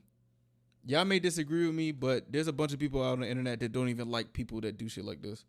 And they call them a certain type of thing. So I'm just like, bro, I don't know. Like, genuinely, I don't know. Brian rants on Reddit. I have a counselor, but she assigned me to someone else because I was beyond her skill set. I'm also going to a neuropsychological evaluation because of my irresponsibilities. I can't really use any of my friends for support because they would make fun of me. Use them for support is crazy. Brian regularly visits multiple different counselors, but clearly things are not getting better. I'm gonna be honest with you. I'm like conflicted in speaking about this because I don't like.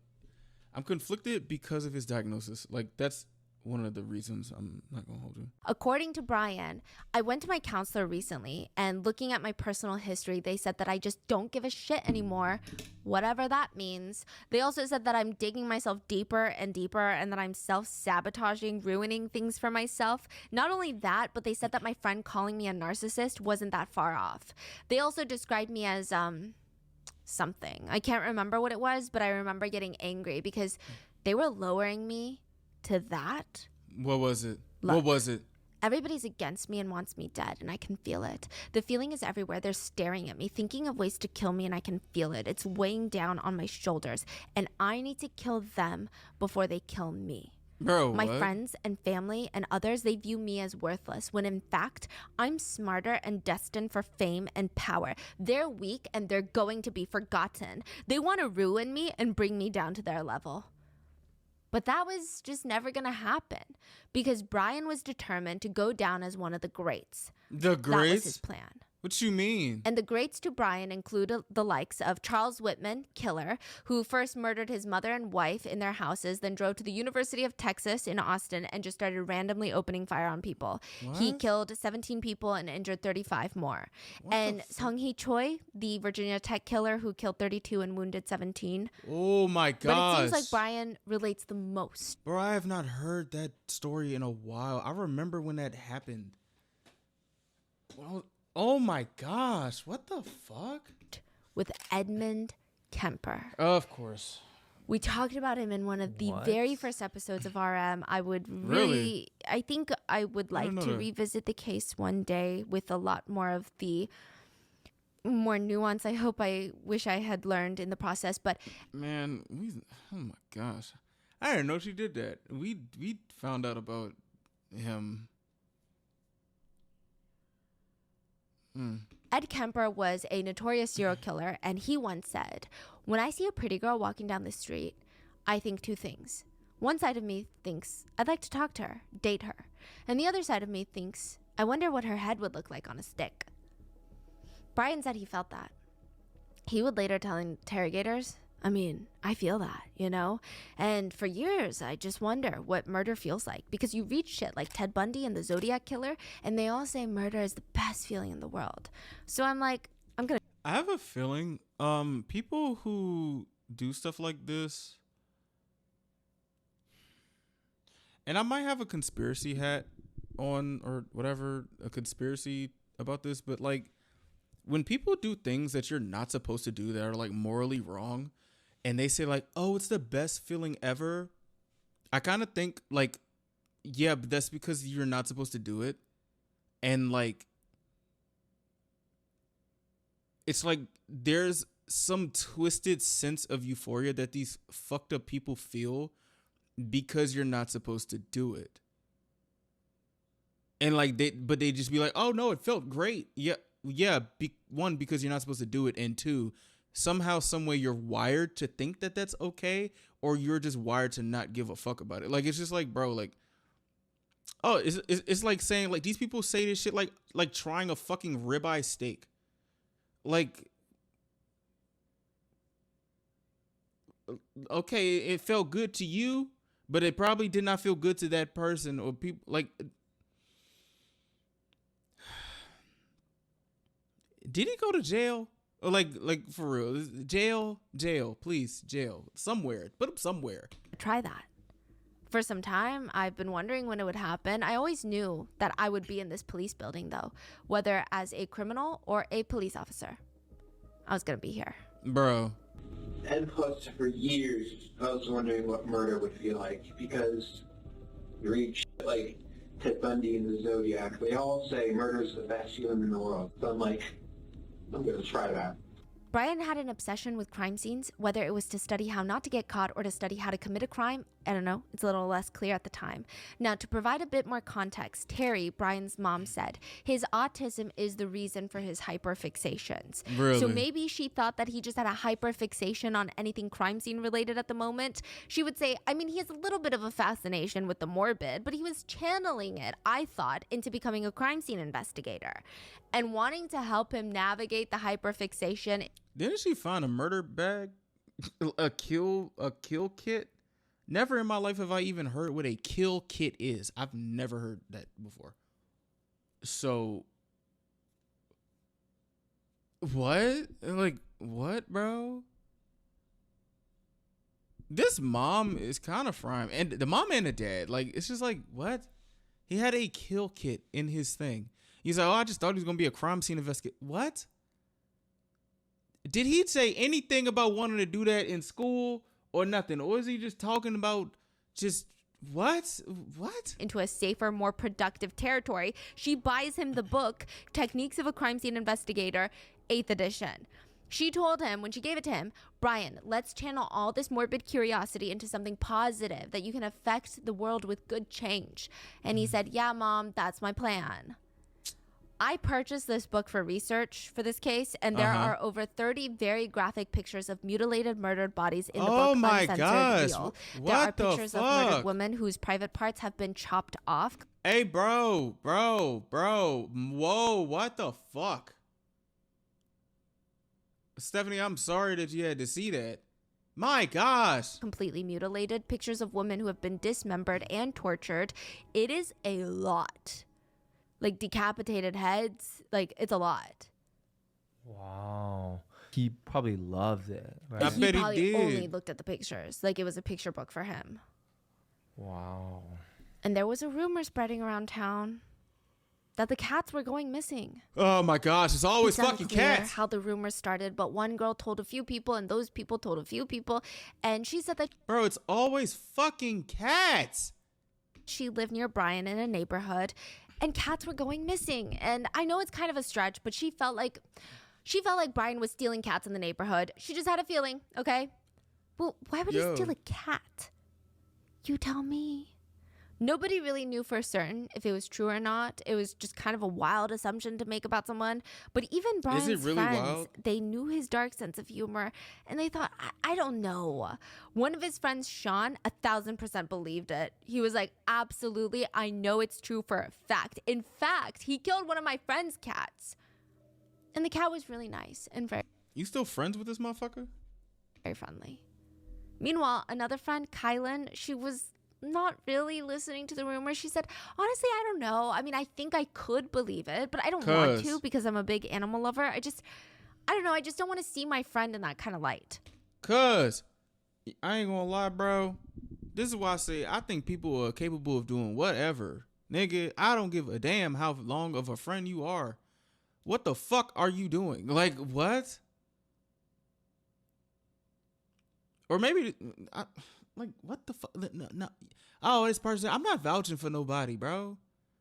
I may think that, okay, from what I've seen, maybe it don't seem like he would do that. But shit, people be doing shit that you don't think that they would do, because the point of doing shit that you don't want people to know is not telling people that you did it. I don't think people are going around saying, oh, I'm over it. Well, he probably would. See, this is the shit. Oh, my gosh. Content warning, animal abuse. Okay. Brian would later tell investigators that he tortured animals. He admits to finding a dead groundhog by the side of the road, and he skinned and attempted to make leather out of the skin. And cats, he said that he messed with cats. He said, I was thinking of killing people while I was killing the cat, but I wasn't acting on it. I only started thinking about seriously killing people after I killed the cat. Reddit post, January 27th, 2019. Brian writes, I'm just now admitting this on here, but I killed a feral cat and mutilated it. Cats possess natural weapons. You know, their claws and their teeth, natural weapons. I used a pillowcase to stop it from retaliating on me. And then I tried snapping its neck and then strangulating it several times. After that failed to work, I used a nearby screwdriver to separate its neck vertebrae and damage its spinal cord. It was not dead, though. It worked. All it could do was hiss at me. Then I took it downstairs into my room, and then I assaulted the head and the neck, trying to damage it further, beating it with weights, hitting it against the ground. I hid the body in a shoebox and then put it under my bed.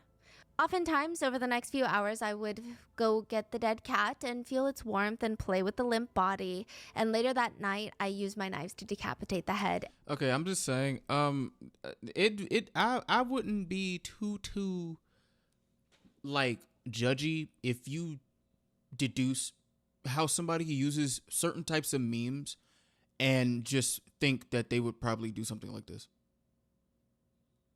You know what I'm saying? Like, there is a big ass spectrum of people who use memes and just like knowing who they are. And also, as somebody who knows about memes and shit like that, there's a difference of someone who uses the memes that he uses, like the one where the stick figure ate the woman, versus like making Ace from Love Island bald or like 3'2".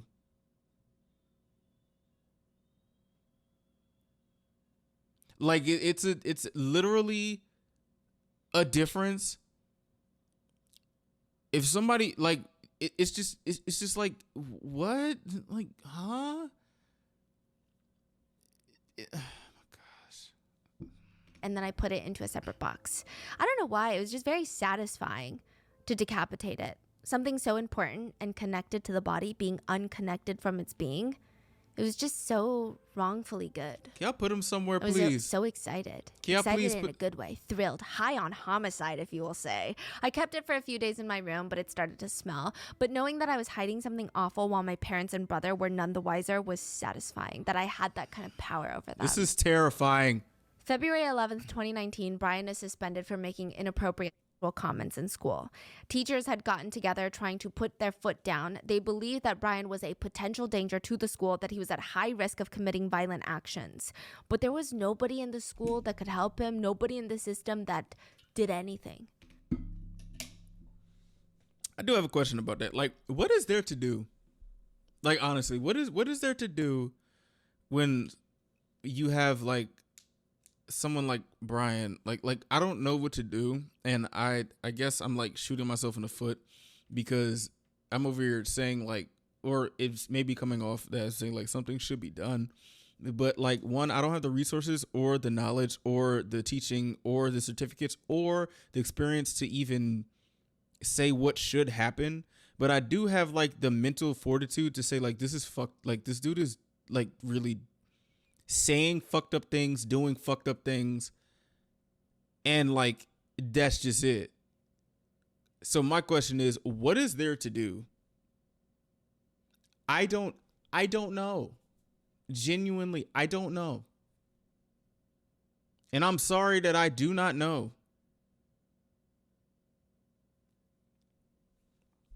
Brian even said, call me weird, but I think everybody has those thoughts, no? No. Of shooting up their school? No, nigga, no. Whoa. What the fuck? No. You say that where? How? To who? To people. At school? Yeah. Oh my God. What the fuck? Brian writes on Reddit, I felt like people are watching me recently. Sometimes I feel like the walls, the floor, and furniture have eyes, and they're watching me as I walk. In the dark, when I'm not looking, like right now, I feel like the eyes are watching me. Last night, I was so scared of the idea of someone or something in my room watching me silently, creeping towards me to kill me. So for about 30 minutes, I laid in bed still, listening and watching carefully, waiting for any signs. I did not move. Okay. In one of Brian's journals that was found later, there's a page. Stephanie, did you just roll your eyes? So for about 30 minutes, I laid in bed still, listening and watching carefully, waiting for any signs. I did not move. In one of... Bro, I love when she fucking does that shit. Because, like, she will leave the edit, bro. Like, Brian's journals that was found later, there's a page that has a drawing of eyes. And the eyes are almost hypnotic and creepy. They have a cat-like shape to them, but the eyeballs itself are kind of in a spiral, just like the jigsaw eyes from the Saw movies. Ew. On the page, there's also a list of words that it's likely he describes himself as these. A few of them read paranoid, narcissistic, megalomaniac, someone who's obsessed with power, cruel, sadistic, two-faced, depressed, impulsive, reckless, childish, remorseless, possessive, fearless, homicidal. He also writes that he's born to raise hell in his journal. And one of the more alarming pages just has his name at the very top. It reads Brian Cohey. And underneath it, Sir Jeffrey Dahmer, long-legged wolf slayer, screamer of the cock. And he tries to create his own cryptic, like the Screamer of the cock?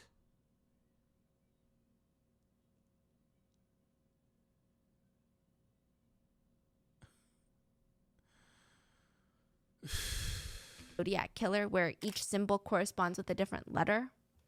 So this is what's going on. And it's not like Brian's parents don't know. I mean, I don't know if they know the extent of what's going on, but they know that something's going on. And even though they're the only ones giving him any sort of benefit of doubt, he writes about his mom. My mom has been so unstable recently, crying and shouting near constantly. That bitch should just leave. Oh my gosh. That was February 2019. February 2021, 2 years later, police would show up at the house. It's daytime when the police show up at the house. It's somewhat isolated, and it's not in the middle of nowhere, but it's not your typical suburban home where you can see your neighbor's backyard from the side. Okay. The officers, they intentionally keep their sirens and lights off so they don't freak Brian out. When they pull up to the house, Brian, his little brother Andy, and their dad are standing outside. It seems like they're just having a normal conversation. And then the cop gets out of the car. What's going on, man? Fuck y'all Brian's doing? wearing a blue long sleeve shirt with jeans. He's got glasses on, and he looks, okay, honestly, he looks like the type of guy that your parents would want you to date in high school. He looks very responsible. What's going on, man? Brian says, not much. On Brian's right, it seems like his dad looks at Brian and tells him to cooperate. Brian is walking towards the cop. He stops, turns to his dad, and says, cooperate? I'm gonna cooperate. He turns back to face the cops. Okay, so Brian, your parents have some concerns about some stuff that may have been found in your room? Yeah, I believe so. And what would it be? Brian stares off to the side for a little bit, just staring at the road. But when the officer asks again, what would it be? What is found in your room? He cocks his head to the side, makes direct eye contact with the officer. His voice goes an octave lower, and he stares straight at the officer. A human head and hands? Like, for real human head and hands?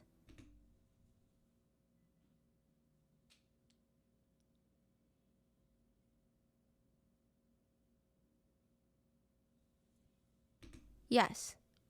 From that fellow who just went missing recently. Which fellow is that?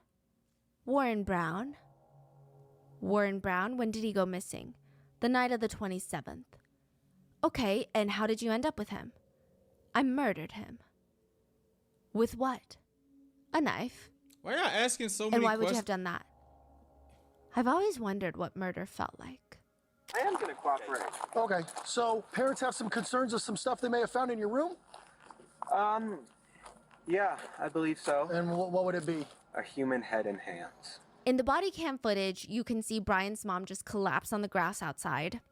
She can't even get up from her knees. So yeah, I ain't gonna lie to you, Mom. Yeah, you was over here tiddly winkling, saying it's not that serious. Now the shit's serious. So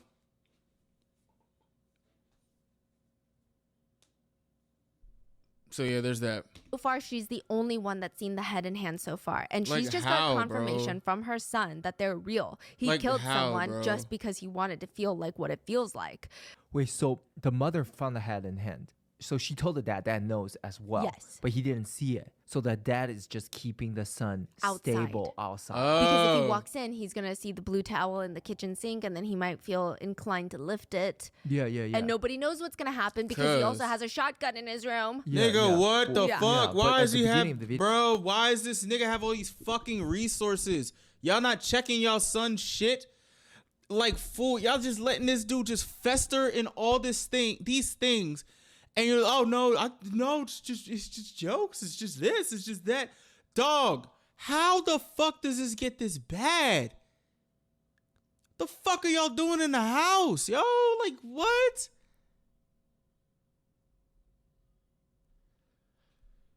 You said it took an hour. It took an hour. So they were just like lingering out there for an hour. For an hour. Oh my goodness.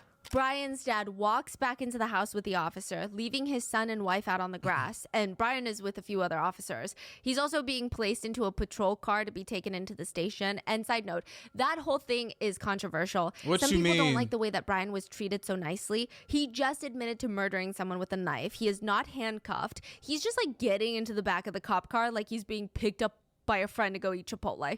Like, what the fuck? Y'all, these cops are more scared of unarmed black kids than just this nigga that just, yeah, get the fuck out of here. He turns to the female officer. How are you? I'm good, sir. How are you? You said your name is Brian? Yeah, I'm not feeling too well. You're not feeling too well? No, these past few days have been very, very anxious. That's understandable. So what we're going to do here now is I'm going to have you sit in the back here, okay? I'm going to turn on the air for you in a second. That way you're not too hot. Are you hot-blooded or cold-blooded kind of guy? What? I'm very cold-blooded. I prefer cold. Well, no, actually, sorry. That would mean I'm hot-blooded. So you prefer the cold. Okay, fantastic. All right. So hop in the back. I know you're tall, so it's a little bit of a bit squeezed. Are they afraid of this motherfucker or something? Like, what the hell is going on here? He opens the door and climbs into the back of the patrol car. But like I said, I'll get that air on for you. Sorry about that. I'm not feeling too well. You're not feeling too well? All right. No, these past few days I've been very, very anxious. That's understandable.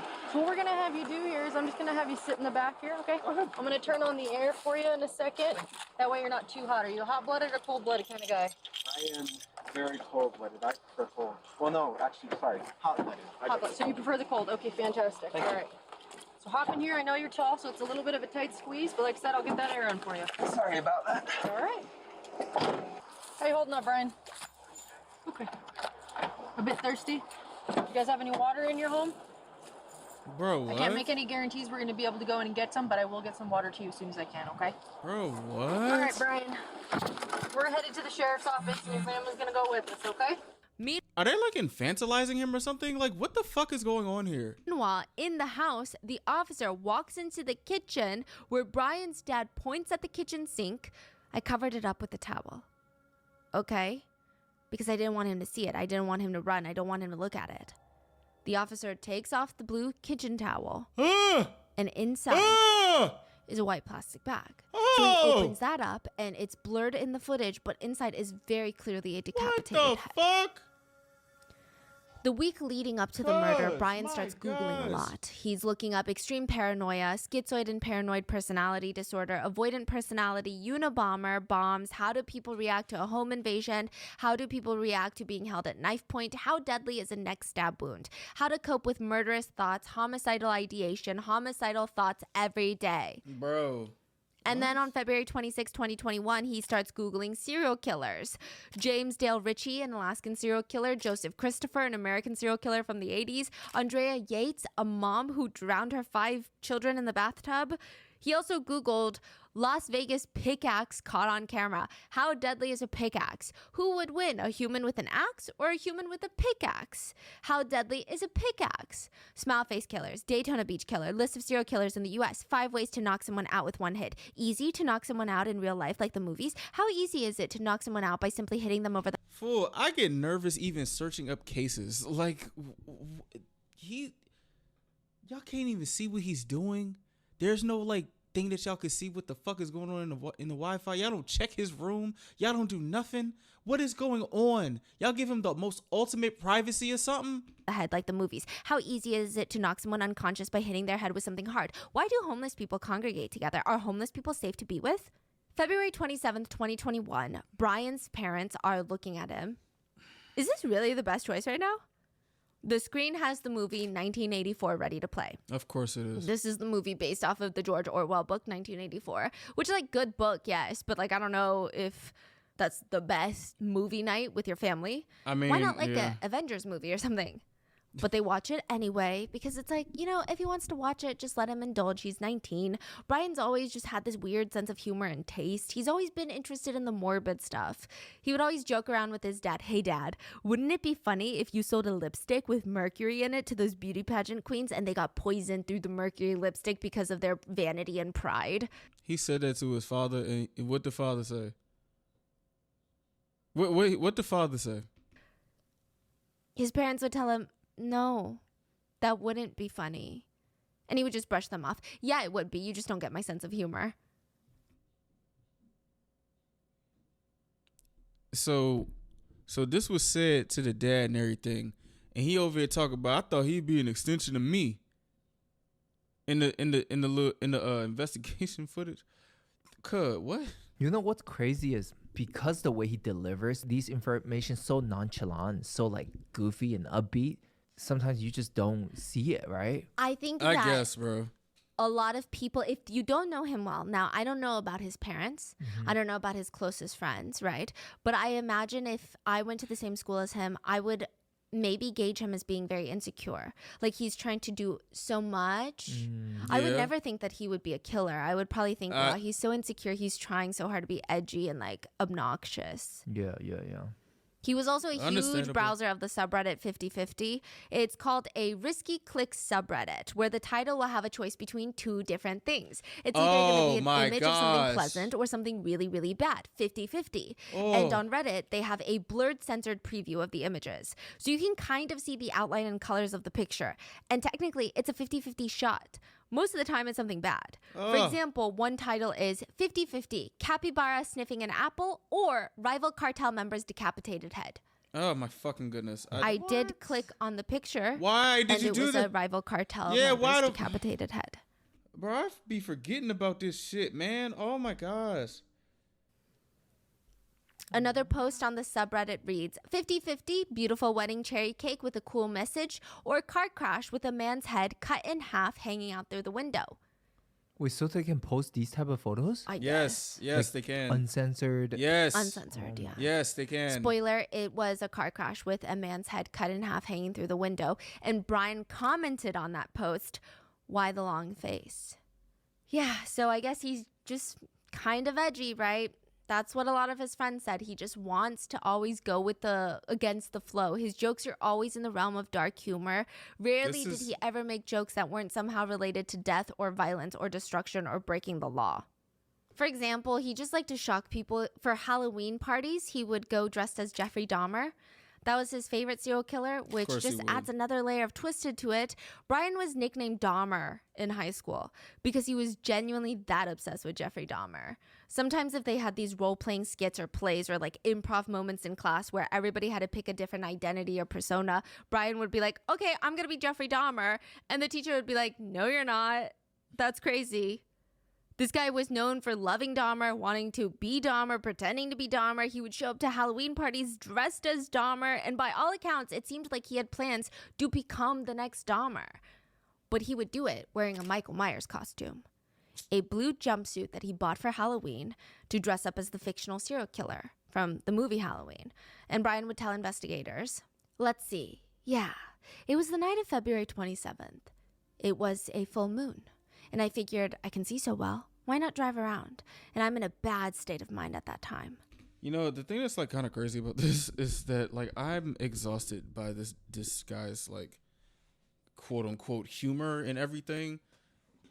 Like I'm just I got fatigue, bro. I got edgy fatigue right now. I ain't gonna lie.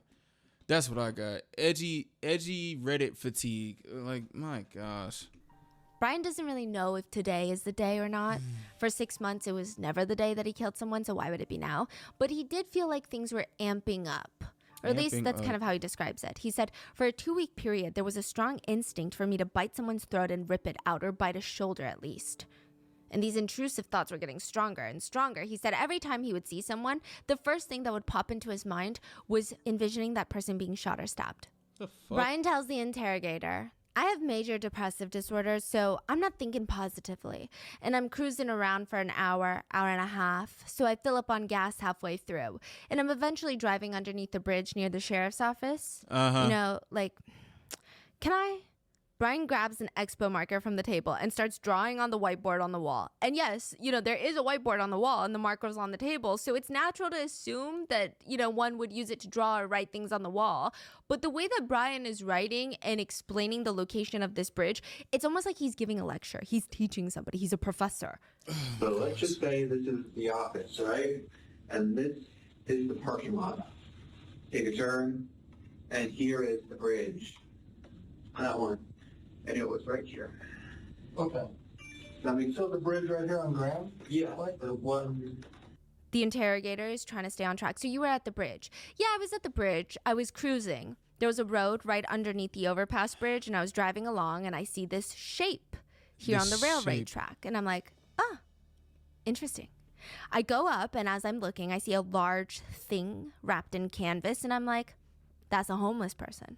So I grab my knife. I put on 3 layers of gloves because plastic gloves can betray their users because they're very thin. And it is true that your fingerprints can bleed and you can leave prints behind. So a lot of people have, I don't know if I should say this, but this is commonly known. They put Band-Aids on their fingertips and then put them into plastic gloves. I didn't know that. Or like vinyl gloves. I didn't know that. And he says, I put on 2, 3 on one hand. I took the knife. I pulled back the canvas and I stabbed the man in the neck. He was panicking at first in his old man voice. He was in his 50s. This is so fucked up, bro. I feel so bad for this homeless man. Like, yo, what the fuck, dude? My gosh. I feel like the investigators are just like doing this with him, like, I guess, indulging in his thing, knowing that he's going to jail. Like, Brian starts chuckling because he just called the man an old man when he's really only in his 50s. Side note, the victim was actually 69. But the way that Brian is retelling the story, there's no fear, no panic, no stress, just retelling this memory like it's a regular day for him. I don't know why I just called him an old man. He was saying, what are you doing? What are you doing? Why? And he does take on different voices, by the way, while he is describing the stories. It's very animated. That's crazy. And I just kept stabbing his neck. What the fuck? I was. Is it okay if I do a demonstration? Nigga, what? No. Wait, so he suggests why did you just let him all that? Brian points at the ground and Pete, the interrogator, nods. Oh, yeah, go ahead. Brian points at the ground and says, this is him. He gets on his knees like he's straddling the victim. Then he brings up his right hand in like a fist, holding a knife, imaginary knife. And he brings it up and down, up and down, quickly, frantically. And then he stops. And he gets up from the floor and just sits back down on the chair in the interrogation room like nothing just happened. He was panicking at first in his old man voice. He was in his 50s. I know why I call him an old man. He was saying, what are you doing? What are you doing? Why? And I just kept on stabbing his neck. Is it okay if I do a demonstration? Oh, yeah. This is him. I was straddled on top of him like this. Okay. Brian continues, and he didn't fight back. It was actually surprisingly easy. I was barely breaking a sweat. I mean, and I thought, homeless guy was going to be tough. But no, it was actually surprisingly easy. And during the time, I was growling and making animalistic noises. Brian brings up both of his hands in front of his face like a wolf eating a piece of meat, and he's like, What? Okay. The investigator is staring at him. And why were you doing that? I suppose it was a frenzy. I was so excited, so, rushed up on adrenaline and everything. And I was like, whoa. And his whole body, he starts shaking his whole body in his chair. And he's laughing as he's doing this. And side note, something that he does is every time he laughs or he does something very animated, he looks at both the investigators, Pete and Lisa, almost checking to see if they're also responding well to his story and laughing with him. Anyway, I paused and he said, why are you doing this? And I said, I've been wanting to do this for a fucking long time. Murder someone. Then I continued. The whole ordeal lasted about a minute and a half. And when I was finished stabbing him, he took out his last breath like a grunt. And his head was halfway cut off in stabs. All the while, no, actually, after I killed him, I just couldn't stop saying, stinky, dirty, stinky, dirty, dirty, stinky, dirty, stinky. All right, bro. Yo. But I wasn't smelling anything. And why were you saying that? I don't know. Yeah, I suppose it was just me speaking out my mind in that moment. It was just pouring out of my mind. During the time I was growling and making animalistic noises. Why were you doing that? I suppose it was a frenzy. Okay. I was so excited, so rushed up on adrenaline and everything. I was just, woo! And I paused, and he's like, "Why are you doing this?" And I said, "I've been wanting to do this for a long fucking time. Murder someone." Were you worried? It's pretty close to the road and stuff. Were you worried about someone seeing you or catching you? Well, it was around 11 p.m., so not many people were driving by. Were you worried about anyone seeing you? I was worried about one of them stopping. And what did you think would happen if somebody well, if they looked, it'd be quite dark under there, so they wouldn't have seen the victim if they looked. But I think they would have seen me holding a bloody 12-inch knife. Brian starts smiling and chuckling, giggling at the thought of someone seeing him wearing a blue Michael Myers jumpsuit holding a bloody knife. Yeah, and then after that, I took off his clothes. I cut open his belly to see his guts. They're really pink. The fuck? Oh, sorry, that was morbid. I saw his liver, his large and small intestine, and that's it. Some of it was, I don't know. I was thinking about taking out his heart. I was thinking about crushing the ribs and disemboweling him entirely. I cut him open, but his guts spilled out by themselves when I was dumping him. Anyway, then I cut off his head. I gave him a glass glow smile, otherwise known as the Joker smile, when you cut from mouth to ear. And he also uses both of his pointer fingers to like repeatedly show the motion. I destroyed his eyes by stabbing them. And he puts his hand near his eyes, and he's holding his hand like a fist, more as if he's holding a screwdriver and screwing a nail in. So I'm assuming that he stabbed and twisted the knives around. Oh my gosh. Then I cut off his hands. Brian starts making a stabbing motion and whispering. I cut off his hands. Then I cut off his hands, and I put those into a plastic Ziploc bag. And then I cut off his right arm at the joint, like right below the elbow. And then at the joint at the shoulder. And then the other arm, I tried cutting it at the elbow. But then I tried cutting it like closer on the shoulder. But what happened was I accidentally broke his bone. Yeah, so one of the bones was just like poking out. I left that one partially cut and then dismembered the rest of it. And I tossed the arms around. Like I took the right arm bit and I threw it out kind of like a frisbee. Bro, this was a human being, bro. Like oh my gosh.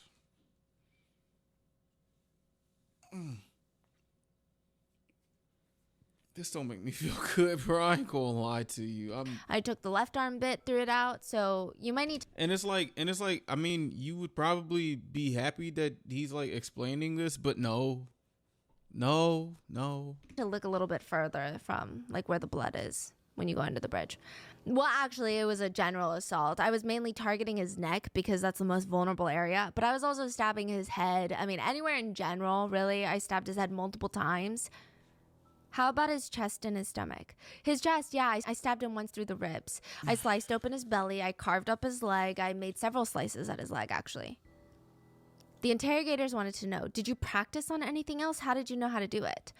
No, I just went along with the process. You know, the bones, I just pressed the blade down and went, like right at the ligament.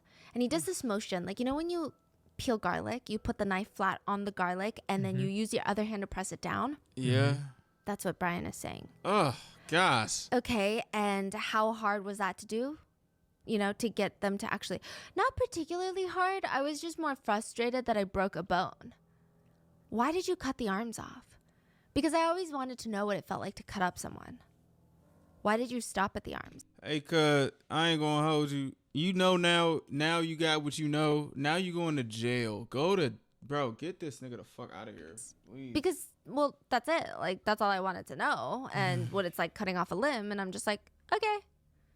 And then I left the body there. And then I took the head, put it into a leftover pizza box from dinner a few nights ago. What? And as Brian is moving Warren's body around, he feels something in his pocket. And he reaches in, and it's his wallet. So he takes that, puts that into his passenger seat of his car. He tells the investigator, then I took the hands, put them in the back seat, drove home. I hid the hands and the head in my room. I cleaned the knife, threw away the garbage with his blood on it. And then the blood stained like, well, it wasn't stained. Like my jumpsuit had splatters on it. I put it in the washing machine. And then after that, I stripped his clothes. I cut open his belly to see his guts. I cut off his head. I gave him a Glasgow smile. What's that? A Joker smile. Destroyed his eyes by stabbing them in. And then I cut off his hands. I put those in plastic Ziploc bags. And then I cut off his right arm at this joint and at this joint. And then I took the head, put it in a leftover box from the dinner a few nights ago.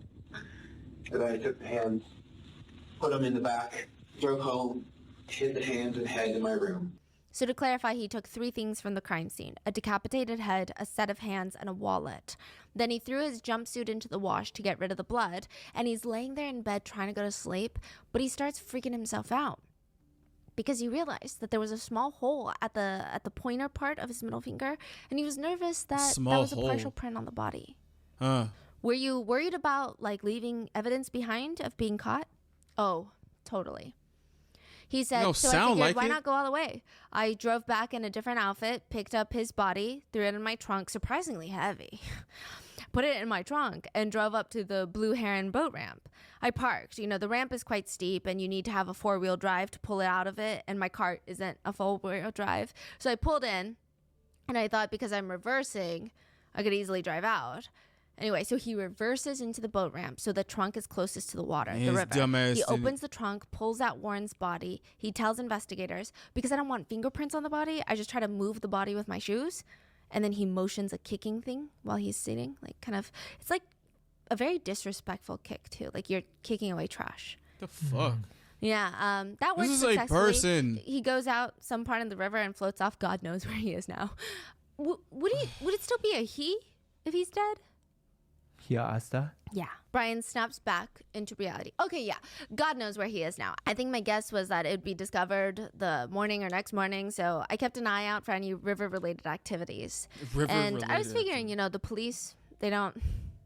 Well, this is not to be taken offense, but police, they don't really seem to care about high-risk individuals, homeless people, prostitutes, etc. So I was deliberately looking for someone who lived that type of life, and I found... The fact that he knows this and said that is also scary. Like, homeless people are people too, bro. These high-risk people, they're still people too. Like, it's really heartbreaking hearing people talk about that as if, like, these people don't have reasons as to why they're in this situation. Like, this is, oh gosh. On a homeless person. The original goal was to just leave him there, but I was worried about the fibers on my outfit and the fingerprint and all of that. That's where the river idea came from, because a river will wash away a lot of the evidence. Rivers are quite, yeah. I don't want to hear Alexa. Obviously, that was botched. Yeah, and when I tried to inevitably drive out, my car didn't come out. Dumbass. My car was stuck. I was putting it into full throttle, you know, and that doesn't work. And it's just, my car doesn't have 4-wheel drive. Stupid me. So I put it into low gear, and I need to act faster. I'm going to die of hypothermia because I'm in the water at this point. And I'm like, this is what I'm going to be remembered for? Dying of hypothermia in a botched attempt at hiding a body. And I'm just like, fuck. So I go up the road, and it's like 2 a.m. and I'm trying to flag down a car. One doesn't come by for like 5 minutes. Eventually it does, and it's an old high school friend. I don't know his last name. Yeah, no, this is wild. But another student from Brian's high school is driving past that area in that exact moment. His name is Kellen, and he's with his grandpa, and he sees Brian freaking out, soaked from the waist down, and Kellen is like, wait, I know this guy. They're not close. They are not friends by any means. Kellen's good friends actually despise Brian. One of them was on the same bus route as Brian and always told Kellen, dude, this guy won't shut up on the bus, and he says the most inappropriate stuff. He's so obnoxious. I'd be scared seeing him on the side of the road. Weird reputation, but I mean no what's Kellen shit. gonna do? Just drive away because he's annoying? So he pulls over. He tries to help Brian. Apparently, Brian has already called his parents to get him, and he's freaking out. Kellen said before Brian's family got there, he just kept pacing around saying, I'm fucked, I'm effed, I'm effed, I'm effed, I'm effed. And Kellen was trying to calm him down, like, hey, it's going to be okay, you know? But Brian was just pacing, like, I'm effed, I'm effed. Lisa stops Brian's story with a question. And what'd you tell your parents? I mean, you obviously got to tell them something. The car's in the river, right? Yeah, so what I say is I feel like I needed to get out, which I often do. And I just felt like I needed to get out of my thoughts, and I tell them that I'm stupid. I parked too low and that my car flies into the river. Okay, did they believe you? Yes. So did the Probably. police. Until they pulled it out of the river. Brian says, yeah. However, that what immediately caught the police's attention is blood from the body that was on the bumper. See, I was so... I just forgot to wipe it off. I was so panicked that I wasn't thinking. And when they pulled it out, they immediately see blood on the bumper. But Brian starts giggling, thinking back to that. And you know, the police, they're all thinking, we really need to get into this trunk. Fools. There is nothing in the trunk. Bro, I'm annoyed. Pete tries to go along to encourage Brian. Like this is all just a captivating, fun dinner party story. That night when Brian gets home, he starts messaging his friends on Discord and texting them about how he totaled his car in the river and he almost died from hypothermia. But Lisa and Pete, they want to know more about the head and hands found in his room, and they ask him, okay, then you said that you took, was it the head and hands home? Mm-hmm. Well, there's a 3 rule for bodies. I call it the 3 rules. Tell us about that. 3 hours, rigor mortis sets in. Body stiffens. 3 days, the body starts to stink because of decomposition. 3 weeks, the body is starting to seriously decompose. And 3 months, the body is unrecognizable. 3 years, it turns into a skeleton. May I ask how you know that? I've always had a fascination with forensics and with anatomy and physiology. That's the 3 rule for bodies, something I made up. That's something, I don't want to sound like I'm inventing something, but that's why I coined the rule of 3. Is it accurate? And then he asked them. Yeah. Well, somewhat. Brian smiles and leans back in his chair. So you have the head and the hands at your house. The head, because it was starting to stink, I was planning on throwing it away, along with the hands. I was planning on buying an empty paint bucket, but put the head in it, seal it, and then throw it off some ditch, like 340 Broadway, that area where it's very hard to reach. The hands I could throw in a different spot, wherever. And how long have you been planning or looking for someone to do this to before you found this guy? About a year. A year? In your mind, you thought of a plan for the past year? Well, occasionally when you see girls walking down the street, you know, it's like the Ed Kemper thing, where half of me says, well, I'm quite an active woman. And if I'm being honest, I'm not a Casanova. But half of me says I want to take that girl home and make her feel nice. And the other half of me, just like what Ed said, I wonder what her head looks like on a stick. So occasionally when I'm driving down the road, if I see someone who catches my eye, I'm just like, oh, do you know who the person you killed was? No, I took his wallet and I didn't look at it. I just picked it up, briefly scanned over it, put it in my car. Apparently it's a guy named Warren. My mom told me this before she found out that the missing person was Warren Brown, born in 1963. He gets it wrong. His name is Warren Barnes. On top of that, he just seems very disinterested. Oh my gosh, now, bro. There were a lot of people who weren't disinterested. She wasn't necessarily scared of him. She was just aware that he was there. She works at a gas station. Let's call her Shelley. And there was an older man with worn boots and a gray, messy beard and a flannel old T-shirt just waiting outside the gas station before they open. And it's like pitch black outside because they open early. Like nobody's gotten a start to their day. It's only him outside. Oh, gosh. She was aware of him because she works at a gas station. I mean, how could she not be a little bit alert? Damn, but he didn't bro. feel threatening. He was in the parking lot waiting for her to open, reading a book. And when the doors swung open, he walked in and bought himself a coffee. Okay. And ever since that day, it was like clockwork. He was there every single day and he would buy a coffee, sometimes a donut. If the gas station were a coffee shop where you write a customer's name on their coffee cup in Sharpie, his coffee cup would read Warren Barnes. And Warren Barnes had a schedule like clockwork. His next stop after Shell Gas was sometimes work. So he started working for a company called People Ready. You are an employee of gigs and you help companies find reliable workers for temporary positions. So he would help the sheriff's office with breaking down boxes. And in the springtime and summers, he would do lots of lawn work. Warren was a valued worker. Like one of his biggest things was that he was incredibly punctual.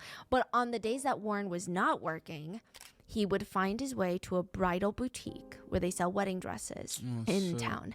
And there would be a chair. Actually, I take back the oh no. I say oh no because, well, if the oh no came off like anything other than like, this is the sad part, like it's really heartbreaking that people who are without a home or like people who are deemed the high risk are just seen as a certain type of, or seen less than human just because maybe some circumstances happen and factors happen to get them in this position.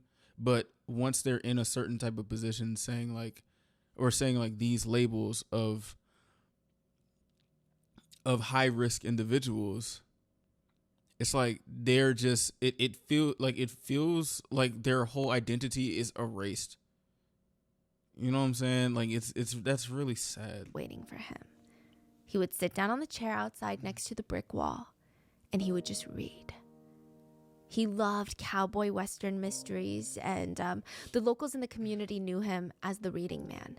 He was just always sitting just past the bridal boutique, the other small shops right off Main Street, in a chair that was only allowed for him. Monique, the owner of the bridal boutique, had known about him for 4 years. When the city removed all the benches for people who were unhoused from downtown. Wow. And Monique immediately set out a chair for this man because all he wanted to do was sit on a bench and read. It was Monique's late father's favorite chair. It was made out of bamboo, and it had this very cushiony plush seat. And if it was sunny, particularly sunny and warm, perfect napping weather, Warren, who is now late in his 60s, he would doze off with his book half open. And still, Monique recalled that she's never seen him not finish a book in a day. Yeah, every day. He would sit behind the shop and just read religiously, or at least the days he wasn't working. Everyone in the community knew Warren. He was their reading man. He was comforting.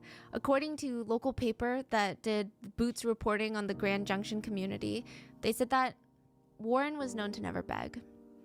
He never hassled anyone. He didn't speak unless spoken to. A head nod would usually suffice for hello. And if a friend passed and bid him a good day, his answer was always, "And you also." Damn, cuz, what the fuck? The whole time he and Monique were friends, Warren never asked for anything, and he denied all food and aid.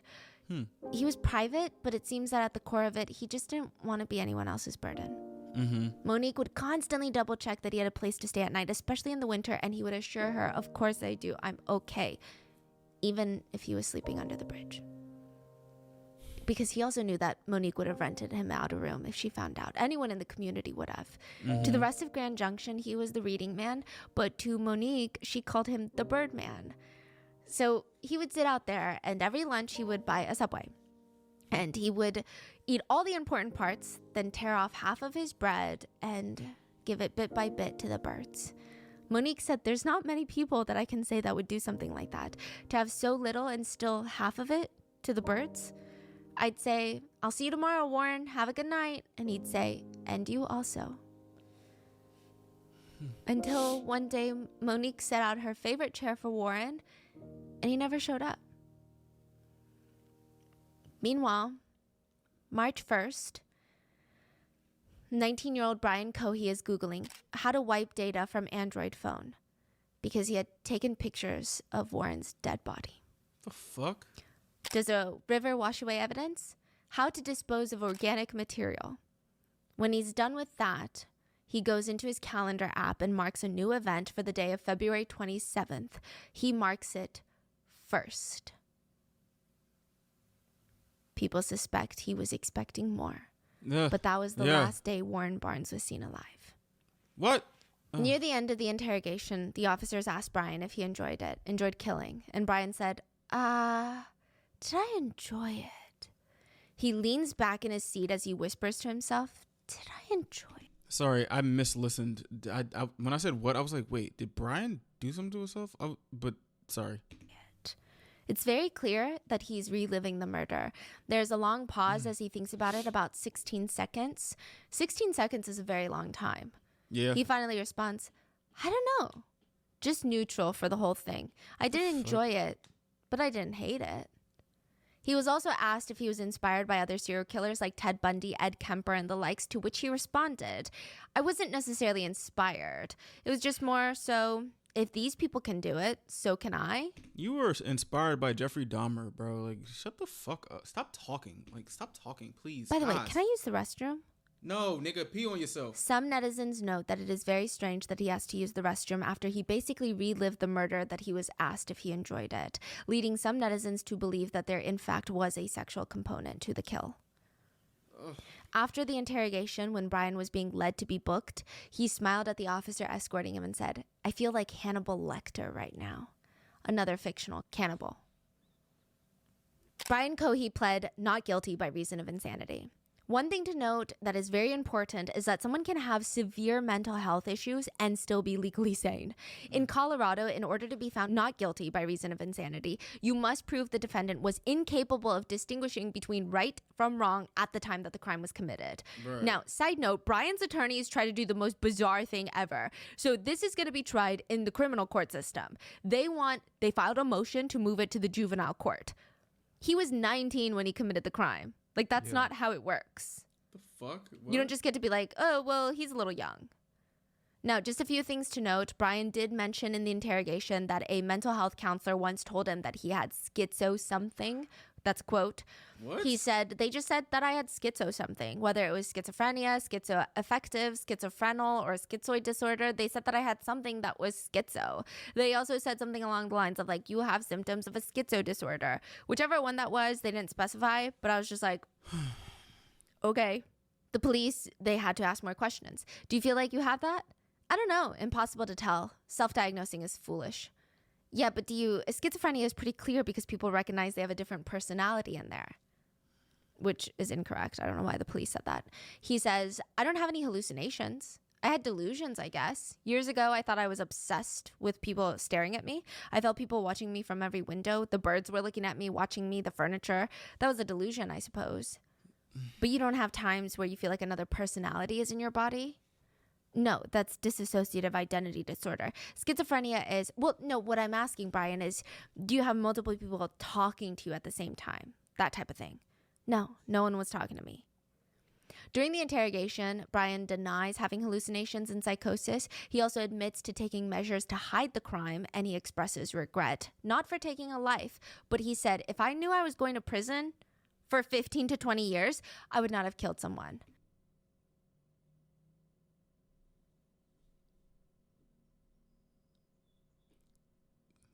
Shut the fuck up. Yeah. Okay. So this is very interesting because he's actually facing a lot longer than that. It's not like he was even a minor when he committed the crime. So I don't know where he got that bold guesstimate of 15 to 20 years. Man. Very strange. It's also argued that Brian was on a very low dose of antidepressants, but a few months before the murder took place February 2021, his dosage was upped. Yeah, but when Brian's doctors took the stand, they stated that Brian showed zero signs of psychosis, hallucinations, delusions, paranoia, and he never spoke of hurting himself or anybody else for that matter. Brian's family doctor even saw Brian 3 days before the murder because he had this boil under his right armpit, like an abscess. Oh, gosh. And he did not note or pick up on any strange behavior from Brian. The doctor stated definitely not psychotic at the time that he came in for his boil. Yeah, you're going to mega jail, nigga. 3 days before the murder. Terry and Brian Sr. genuinely seemed heartbroken that their son had killed someone.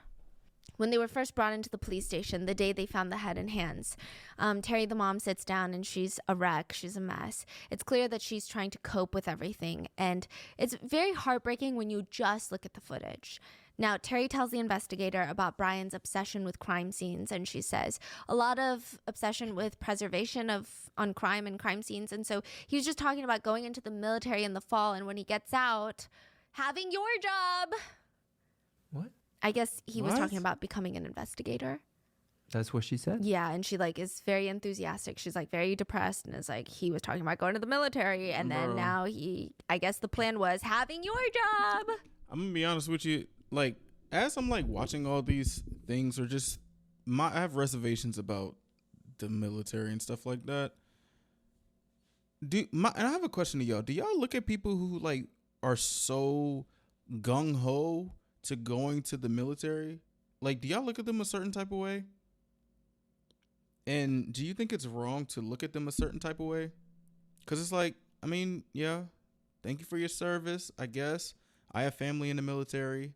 However, it's just bro, after finding out about all that stuff, it's just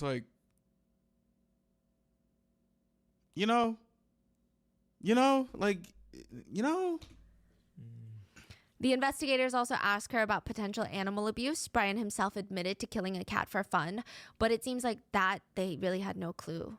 She said, oh, no, he loves our dogs, you know. I mean, he's very Well, he kill affectionate with our cats. animals, you know, and Kill he would cats. watch, you know, just last week he watched Silence of the Lambs, but I was like, well, he's 19. And What the fuck does they that probably all mean? watched it. I mean, I've watched it. It doesn't make me a serial killer. Cause I ain't gonna lie, I have never watched Silence of the Lambs, but I am afraid of horror movies. I ain't gonna lie to you. 19, I was not watching that shit. The fuck was I even watching at 19? Amazing World of Gumball. But that don't mean nothing because I'm a weird person. So, but it's just like what? Just I don't know. I don't know. I don't like horror movies. So You know, and he watched The Zodiac Killer over the summer a couple times. Brian's dad said, it's also like, bro, what the fuck are you watching? Like, am I tripping? Like, there's nothing wrong with asking your kid, like, why are you watching just this? You know what I'm saying? Like, it literally has to, because it's not, I'm not gonna say these are the same type of people, but there are people with this same type of archetype that like hear their child listen to rap music and be like, no, you don't need to listen to none of that. You don't need to listen to none of that. However, watching Silence of the Lambs, Zodiac, Orphan, like all these movies, it's like they're just movies. Sure. Like, sure. What? we had him go to counseling, you know. We were just kind of concerned about that. He made jokes about making nooses and doing this and that. And Bro, I don't know, we what? just played it off as normal talk. But I'm like, you know, What? Brian, we wouldn't. That shit is not normal. What type of enabling shit is going on here? Bro, you're making jokes about fool. What the fuck? Cuz, what is happening? You know, but I didn't know the depth of the water. I don't understand. He's obviously very sick because you would notice weird things about him. Just some days he'd get cold. Just he looks at me and he's got this cold look on his face.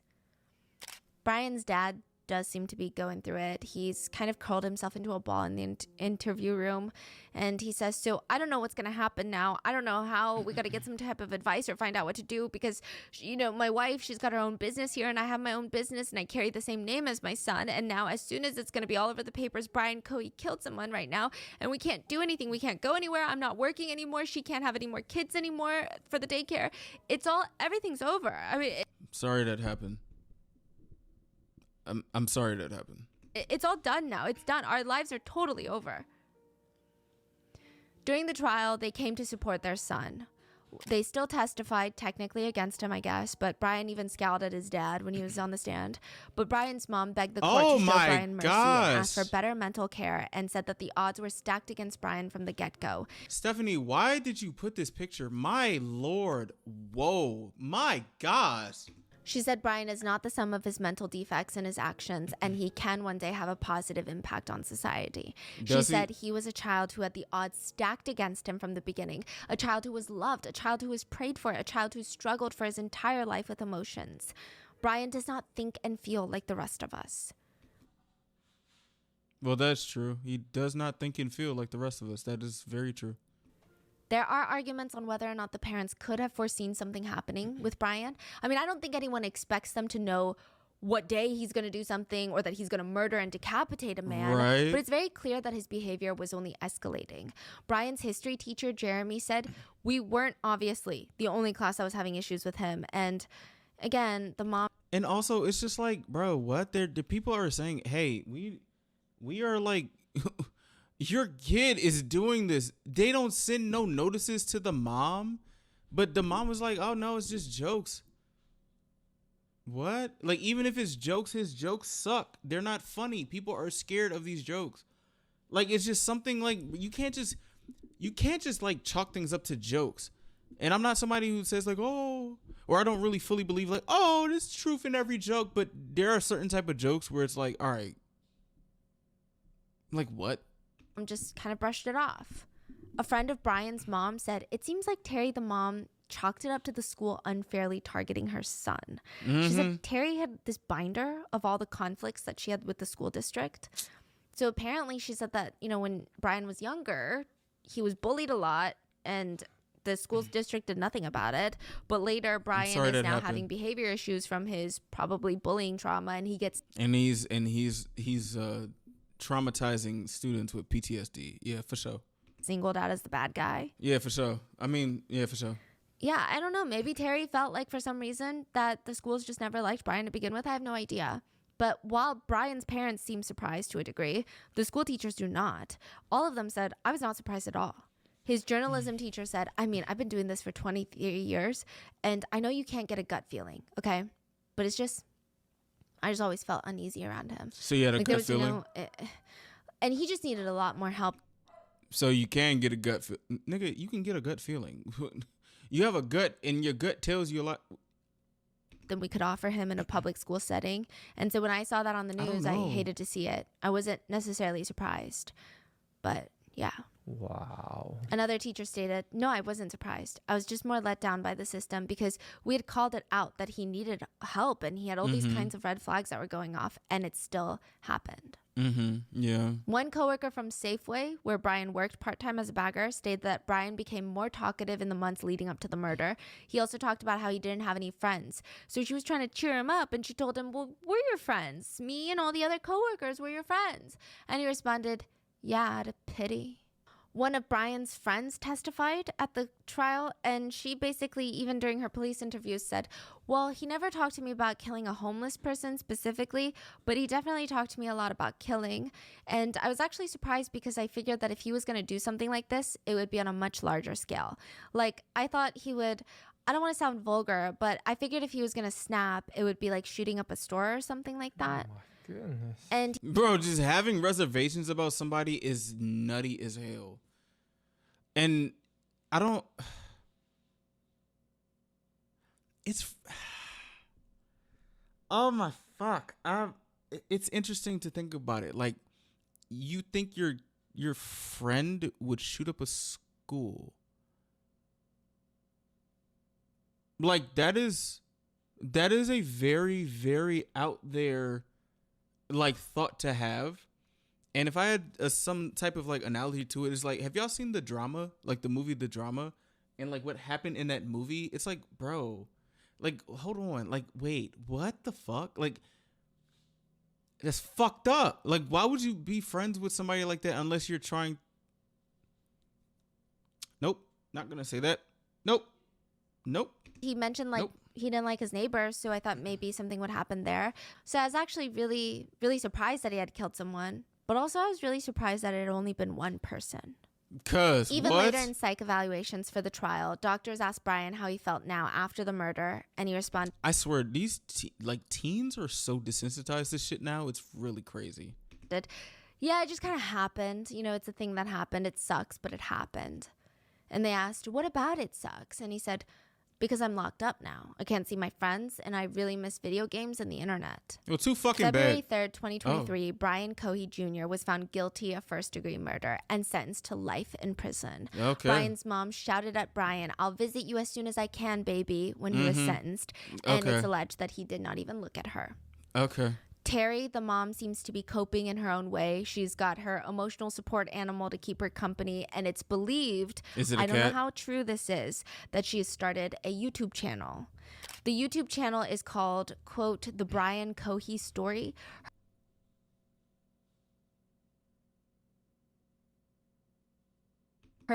I don't know if it's her, but the bio reads, the heartbreaking story of Terry Cohey, the mother of Brian Cohey, who murdered at the age of 19 and would have likely gone on to become a notorious serial killer.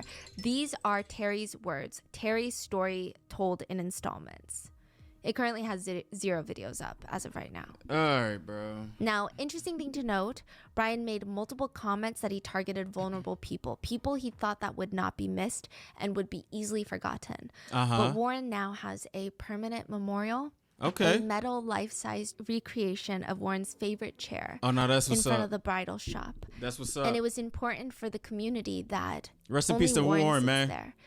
Rest in peace to Warren, man. That's what's up, bro. So they all put a stack of books on the seat. That's what's up, and bro. their pages blow in the wind, and the book at the top on the stack has on its spine, they wrote, and you also. Oh, shit. Oh, my Warren gosh. will never be forgotten. But Brian will be. As of right now, Brian has been in a close security level prison for about 3-ish years, and he will stay there until he dies. All right. May he live a very, very long life. All right. And that Shit. is the story of Brian Cohey Jr. and Warren Barnes. What are your thoughts? The interrogation video went viral and it just, yeah, I mean, I don't even know what to say. What are your thoughts? Leave it in the comments and please stay safe. And I will see you guys on Sunday for the next one. Okay, so a couple things. When we first started this video, I was like apprehensive to like, you know, like say things in like the way that I'd be saying things, because, you know, I'd be having moments of just speaking.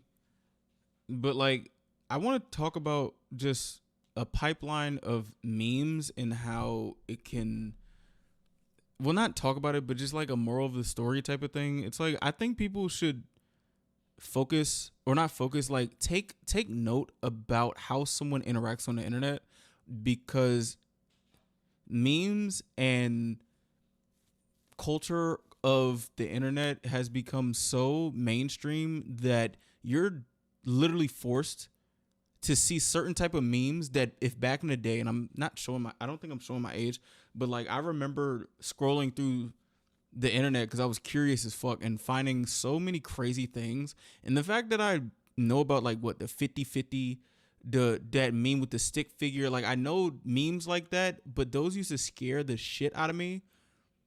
And I feel like nowadays you can't chalk things up to being a joke and chalk things up to being trolling, because the trolling, the jokes, the memes, and all these things have seeped into actual cult, like actual society, and they may be dog whistles to certain types of things, and what people know back in the day is not what it is now. And some people be like, oh no, I'm just trolling, or it's a prank, bro. Oh, it's a prank, bro. Like certain types of things back then are not what they are now. But I feel like sometimes people think they have the privilege to say like, oh, I was just trolling. Oh, it was just comedy. Oh, I have a dark sense of humor. But there are definitely levels to humor and definitely levels to the things that come out of your mouth. Regardless if you think it's a joke or not, like certain shit needs to be looked at just for the safety of other people. You know what I'm saying? Like at the end of the day, it's like, yo, you said some foul shit and you need to know that you said some foul shit. Nobody gives, you shouldn't really give too much of a damn. Like, oh, it's my freedom of speech, I could just say that.